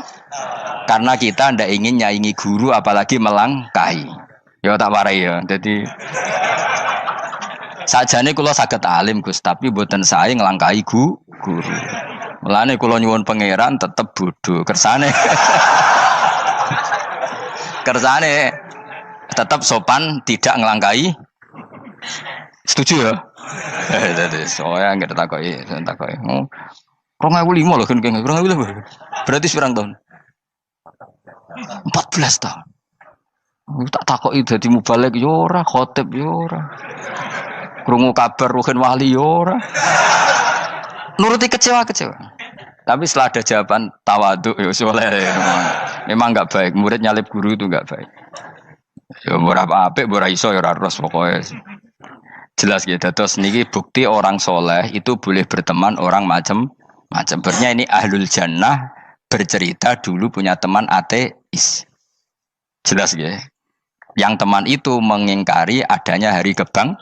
Tapi nyatanya orang soleh ini tetap masuk surga. Artinya apa? Pertemanan di dunia sama orang ateis ini tidak menghalangi dia masuk surga. Tentu ya sebatas pertemanan. Ora konco golek demenan iku ora jenenge konco iku. Maksudnya berteman mungkin satu kantor atau ditakdir tetangga atau ditakdir apa. Tentu tidak ngikuti apa kemaksiatannya, tapi tetap berteman. Karena istilahnya ini kanali korin, saya punya teman sohibun yungkirul ba'sa, saya punya teman yang mengingkari hari kebangkitan, yang teman itu setiap kali ketemu saya mencibir saya, inna kalaminal musad dikin aidza mitna wa kunna turaba wa idzaman inna lamadi madinun. Teman saya itu selalu mencibir, masa kita nanti dibangkitkan lagi padahal kita sudah jadi debu dan jadi tulang belulang. Lalu teman saya ini nasibnya gimana? Bersama Allah dipertontonkan, contohnya teman itu masuk neraka. Intinya apa? Orang soleh ini ketika di dunia punya teman orang tidak soleh, dan itu tidak disalahkan Allah. Tetap dia ahlil jannah, dan temannya karena salah tetap ahlin. Nah, hanya gak ada cerita terus berhubungi kancamu, kowe mlebu neraka ndak. Makanya kita rileks saja di Indonesia. Kancanan tonggo macam-macam tenang aja. Sementing alaikum anfusakum la yadurrukum man dhalla idza tadaitum. Yang penting jaga diri kamu sendiri, dan setelah diri kamu terjaga tidak masalah orang sekeliling kamu sesat. Ya ayyuhalladzina amanu alaikum anfusakum la yadurrukum man dhalla idza tadaitum. Jaga diri kamu, kualitas hidayat kamu jaga, kualitas kebaikan kamu jaga. Setelah semuanya terjaga tidak masalah orang sekeliling kamu sesat. Ya kayak teman ini, dia punya teman ateis tapi dia tetap islami, dia konsisten dalam mempertahankan iman, ternyata dia tetap ahlil jannah, padahal punya teman ateis. Jelas ya, terus niki supaya clear bahwa karena kita di dunia mesti berteman orang macam-macam. Apalagi semenjak saya dari Korea itu melihat orang Islam ingin bikin masjid, padahal bosnya orang ateis, teman kerjanya orang ateis. Tapi mereka nyatanya imannya tidak goyah. Mereka ingin bikin masjid, urunan bikin masjid, padahal temannya apa? Ateis. Dan itu nggak masalah. Nanti kalau itu soleh terus sampai di surga, golek bosku saya gini di. Iku nara ketemu ya ora lega. Jadi manusia itu masih ini swarga, nak gak ketemu rivale. Jadi sebenarnya, nak rival politik, nggak tahu saya itu, nggak ada ayatnya, nggak ada penjelasannya di Quran ini. Dan tidak perlu menjelaskan barang dunia terang non Quran kemuliaan. Bukan kalau terus nang sampai budi. Ka'annahu fa'amal terus budi. Innahum alfau aba'ahum dolin. Innahum sa'tamne kufar iku alfau padha metuki sapa kufar wajadu. Tegese metuki sapa kufar aba'ahum ing bapak-bapak kufar dipetuki dolina khalik sesat kabeh. Nah, mereka itu menjadi kafir karena punya tradisi bapak-bapaknya ya kafir. Terus setelah bapak-bapaknya kafir, fahum mongko te wong akeh ala asarihi ing atase jejak-jejak bapak-bapak wong akeh yurauna iku anut kabeh. Mereka punya bapak-bapak kafir dan kekafiran itu diikuti oleh mereka. Ya sajuna tegese padha ngikuti sapa wong akeh latibaihim maring anut ning abaihim. Fa yasrauna mongko gegancangan to sapa wong akeh ilahi maring ittibail aba. Maksudnya gini, kalau tahu senior kita sesat ya jangan ikut. Mereka enggak, bapaknya sesat nyembah batu, nyembah makhluk. Mereka ikut menyembah batu, menyembah makhluk. Harusnya kalau salah kan enggak perlu apa diikuti. Jadi kesalahan itu ya kadang ikuti tradisi. Tapi ya tradisi yang seperti itu, kalau tradisi yang baik ya harus diikuti. Walakot telan teman-teman sesat kau belum sedurunge iki generasi sopo akfarul awalin. Sopo aki-aki wong dhisik. Minal umami sing pira-pira umat almadiyati kang wis kliwat. Walakot arsalna teman-teman ngutus ingsun fi dalam kabeh mungtirina ing sing meringatno kabeh. Minar rusul sing pira-pira rusul mukhawifina tur ngekeki peringatan kabeh. Fangzur mongko angen-angen sira kaifa kana hale kaya apa ana apa akibatul mudharin, apa akibate wong sing dikei peringatan ayil kafirin tegese wong kafir kabeh.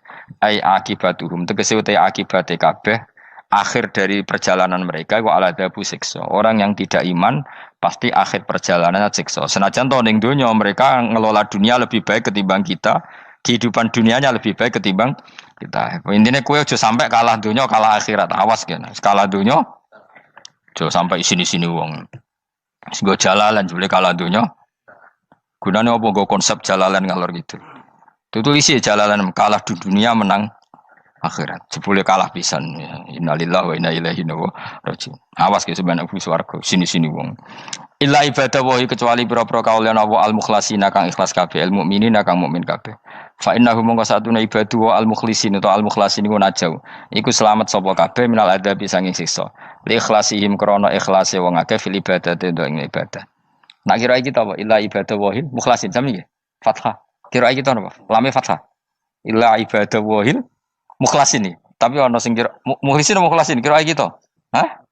Ora lha jeng nang Quran. Mukhlas.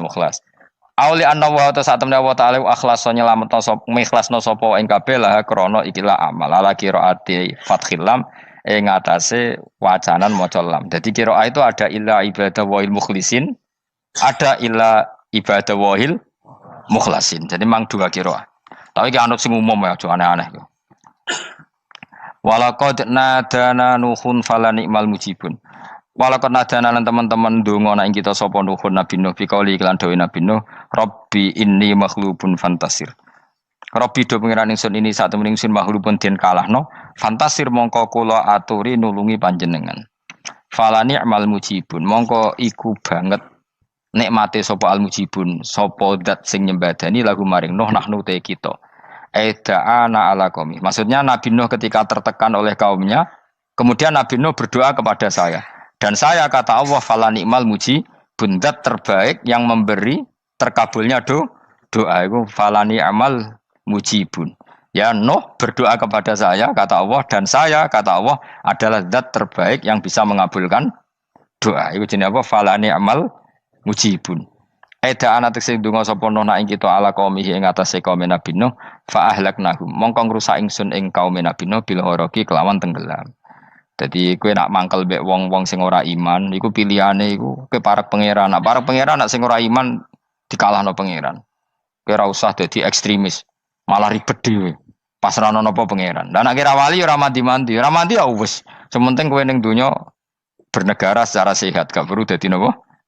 Teroris, gak perlu dadi napa? Ekstremis. Karena Nabi Nuh ketika mangkel mbek kaume, Nabi Nuh ngebom mereka apa matur pangeran? Matur pangeran, kemudian pangeran sendiri yang ngambil napa tindakan. Kowe yo ngono mbek musuh-musuhmu sing hasud mbek kowe. Tapi mbah kok nang pangeran malah bela kono. Lah kadang musuhmu luwih bener timbang kono ya. Timbang kowe. Kono kerja keras sugih. Terus duweni kowe sekere turu.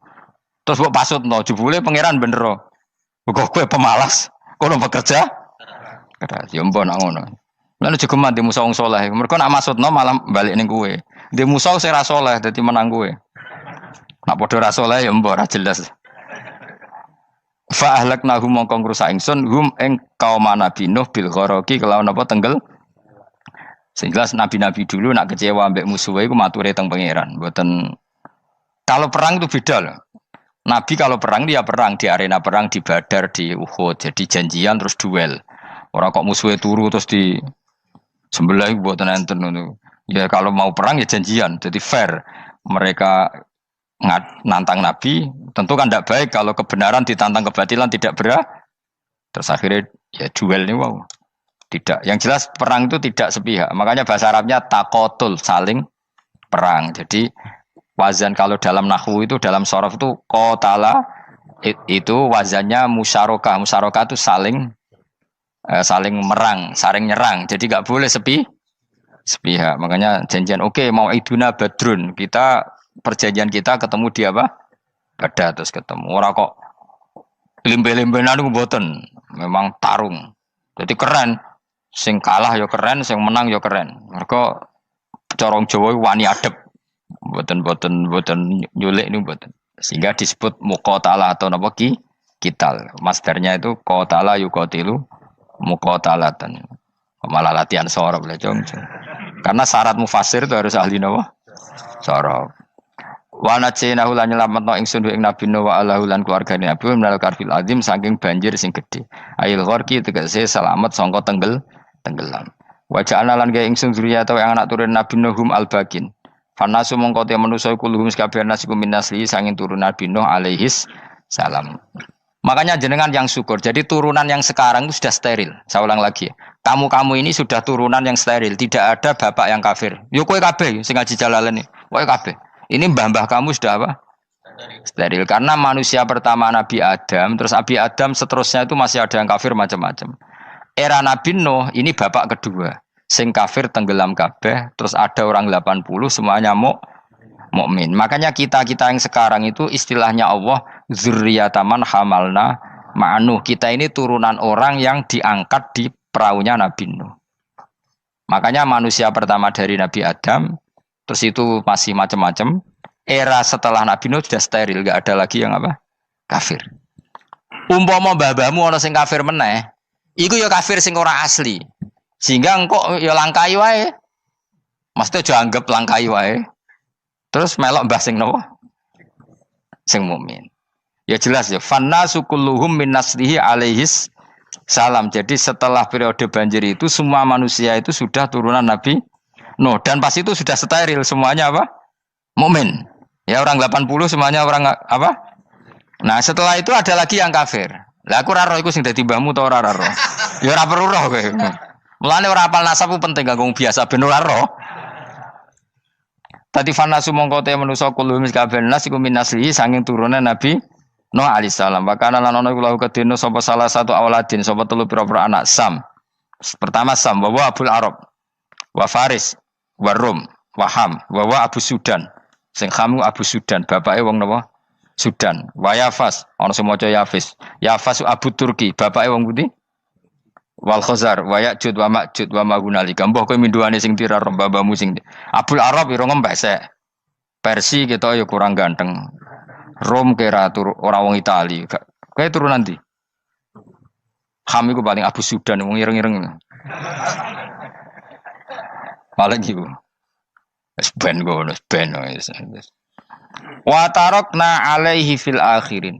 Wa tarakna lan nyisakno ingsun apa koina tegese nyisakno ingsun ali ngatasin Nuh tak sisakno sanaan khalidati pangaleman hasanan kang apik fil akhirin ing dalem periode-periode sing akhir. Minal anbiya sing pira-pira nabi wal umami lan pira-pira umat ila yaumil kiamat itu maka maring dina kiamat. Nuh jejak-jejak kebaikannya akan saya maklumatkan kebaikannya sampai ila yaumil kiamat. Mulane ora ono barokah kados ngaji, jenengan kudu syukur ngaji. Misalnya Nabi Nuh dititahno Allah akan dipuji ila yaumil kiamat. Yang muji siapa kalau enggak kita-kita ini? Barokahnya ngaji, kita tahu kehebatan Nabi Nuh, kita tahu sejarahnya Nabi. Berarti yang muji Nabi Nuh siapa? Ya kita-kita ini yang ngaji. Andai kan tidak ada yang ngaji, orang tahu enggak tentang Nuh? Enggak tahu kan? Makanya banyak wali yang enggak suka doa. Bukan karena anti doa enggak, katanya saya yang didoakan para yang sudah meninggal. Karena yang sudah meninggal itu sangat mencintai kita. Lan kula itu termasuk ulama sing jarang ndonga. Nggih ndonga tapi juarang banget. Ora koyo kowe men ndonga ora tau mandi. Kula nu jarang ndonga karena dawuh Kanjeng Nabi, siapapun yang menghidup-hidupkan sunahku otomatis layak mendapat doaku. Dawuh Nabi masyhur, ala khulafai rahmatullah. Siapapun yang mengganti saya berhak dapat rahmatnya Allah. Manhum ya Rasulullah. Siapa itu? Alladzina yuhyuna ma amatahun nas min sunnati. Orang yang menghidup-hidupkan sunnahku yang sudah mati. Coba Nabi Nuh sekarang dapat titah dipuji di dunia ila yaumil. Yang muji siapa coba? Kita-kita kan. Karena kita menerangkan sejarah Nabi Nuh bahwa beliau adai ilallah, beliau konsisten berjuang ilat tau. Coba kalau tidak ada orang ngaji. Siapa yang tahu Nabi Nuh? Man huwa, siapa dia? Kan tidak ada yang peduli. Itu kayak kasus Musaddiq dulu. Katanya Musaddiq kan punya pengaruh 40.000 orang yang ngakui Musaddiq itu Nabi. Ternyata itu keliru, itu hoax. Saya termasuk orang yang menanyai kenapa mereka menabikan Musaddiq. Tak tanya, kenapa kamu percaya Musaddiq Nabi? Memangnya kenapa kalau dia Nabi? Ya, kamu tahu Nabi apa? Nabi itu apa? Tidak tahu. Gitu. Makanya saya itu menyayangkan di berita. Sebenarnya yang mereka mengatakan Musaddiq Nabi itu tidak tahu Nabi apa itu tidak tahu. Cuma mereka percaya demokrasi. Kalau dia ngaku Nabi susahnya apa sih? Pikirannya itu. Susahnya apa kalau dia Nabi? Lah kamu tahu Nabi apa? Enggak tahu jadi. Repot kan? Itu kan seperti orang pakai nama Ghazali tapi enggak tahu sakralnya Imam Ghazali. Akhirnya ngefly. Jenenge Abdul Qadir Jilani beling ora karuan. Mergo ya ora roh. Ya kok jenenge Mustofa ini. Orang pilihan tapi ya kelakuane ngene iki. Aduk Ruhin di wong sing tukang istirahat. Dadi manane Mas Ruhin wong sing seneng. Mulane turu. Dadi saroha maknane istirahat. Nganggo sintasin. Sinta itu tukang istirahat bener udah pemain itu. Ya ora apa-apa, donya sepele kan tinggal istirahat. Jadi makanya kan nggak ada ulama yang nggak dicintai para wali yang sudah meninggal karena tadi siapapun yang menghidupkan sunnahku setelah sunnah itu mati maka dapat doaku. Sehingga ulama ya doanya ya biasa aja, ndak usah berlebihan, ya sedungos. Karena kita yakin dongane Nabi luwih mandi timbang doa kita. Kalau kita menghidupkan sunnahnya Nabi, ngaji maksudnya. Cuma namun di sunnah Rasul gak tahu ngaji. Sunnah Rasul yo ngaji iku sing karuan. Wis jelas Nabi itu status pokoknya apa? Pengajar apa? Masyhur itu. Buistu mualliman. Sebagian riwayat pakai innama buistu muallim. Saya diutus hanya sebagai pengajar. Termasuk melakukan sesuatu yang tidak ideal itu Nabi lakukan demi status mengajar. Misalnya begini, sama tak bedai, kok tak latih pinter. Tawaf jalan kaki sama naik skuter atau naik kendaraan itu afdal mana? Enggak, jawab saja. Afdal jalan kaki. Tapi Nabi ketika tawaf itu naik unta. Naik apa? Sehingga ulama ijma tetap saja tawaf naik unta sama jalan kaki afdal jalan kaki. Padahal Nabi kalau tawaf itu karena Nabi naik unta itu statusnya adalah mengajar, menunjukkan kalau itu sah. Jadi nilainya bukan enak-enak naik unta, tapi mensyariatkan kalau itu sah. Dong ya? Kayak saya pakai baju hem, dengan orang Arab pakai jubah. Mungkin cara Allah itu afdol saya orang Indonesia loh ya. Maksudnya saya ini orang Indonesia.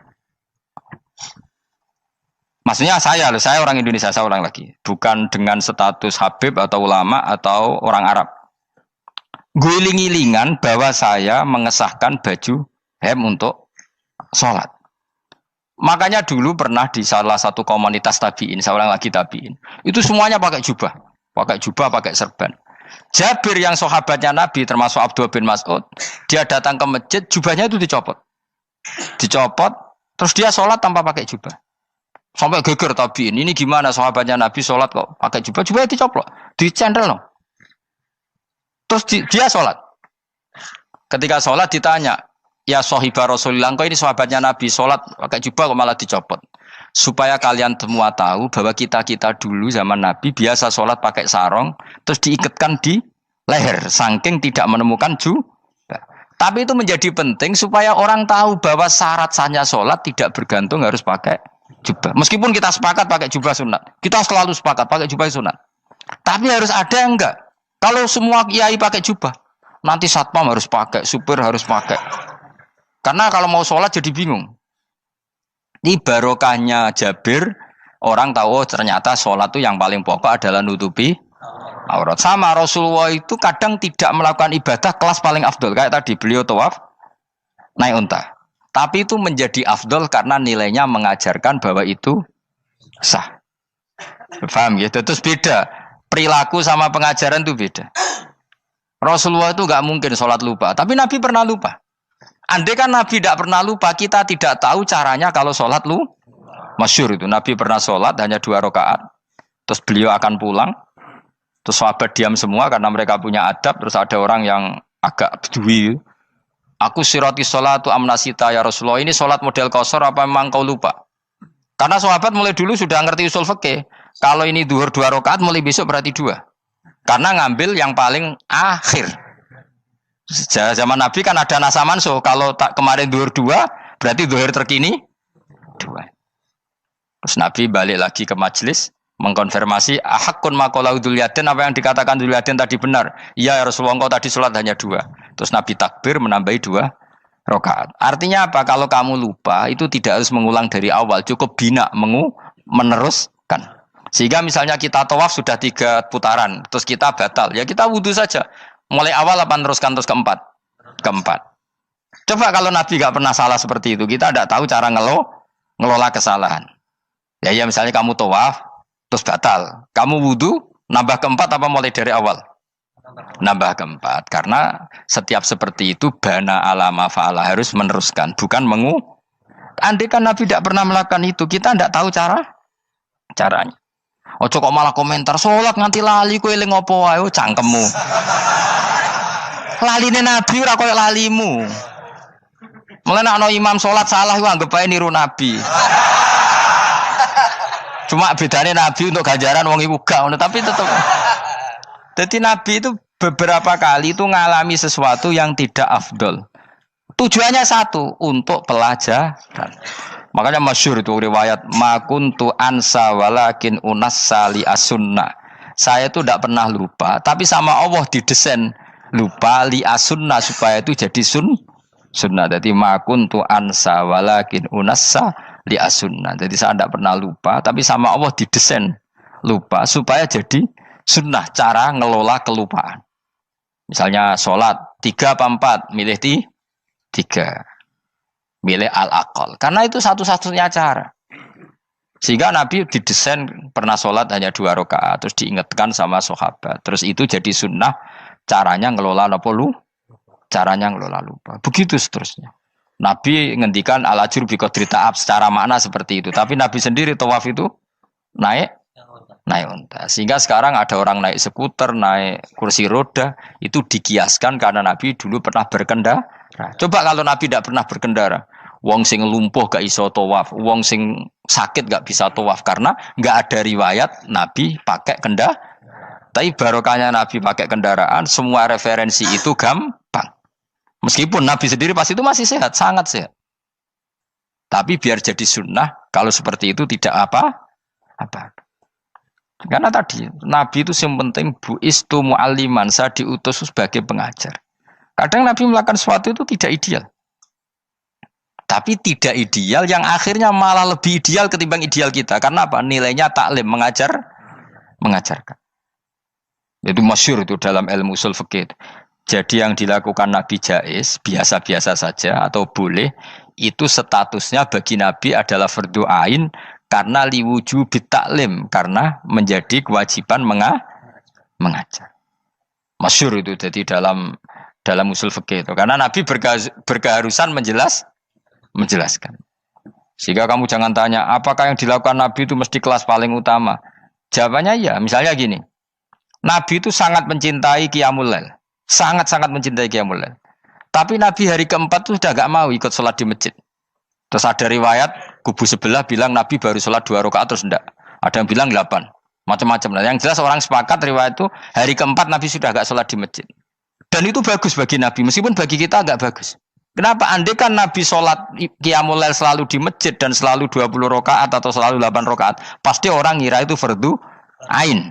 Bahwa Qiyamul Ramadan harus apa? Di masjid. Dan harus 20 rakaat atau 8. Tapi Nabi dari awal sholat itu tidak konsisten. Kadang 2 rakaat, kadang 4 rakaat, kadang 6 rakaat, kadang 9 rakaat langsung tanpa salam. Full langsung salam. Kadang 2 salam, kadang 9 rakaat full langsung salam. Akhirnya apa? Imam Syafi'i berkesimpulan yang namanya tasyahud awal itu sunat. Kamu sekarang sholat duhur, keyakinan kamu tasyahud awal sunat enggak menurut mazhab Syafi'i? Sunat kan? Karena Nabi pernah sholat malam 9 rakaat langsung tanpa tahiyat. Salam 1. Nah karena Nabi tidak konsisten juga beberapa kali meninggalkan itu, umatnya tahu kalau tarawih itu sunnah. Sehingga bakul mi ya tetap adol mi yang tatpam tetap jaga. Dan orang tidak akan mencibir itu karena memang ada yang pulang tarawih, ada yang enggak, dan itu kebanyakan. Yo barokah Nabi tadi. Loh saya betul, saya itu tidak sombong. Saya itu punya pondok, punya santri banyak. Sampai sekarang saya kadang ya tidak tarawih, ya ora delik biasa. Supaya orang tahu kalau itu mah enggak wajib. Tapi berhubung saya wis nama kadung apik ngono ku ya ora dadi jatuhku, aman.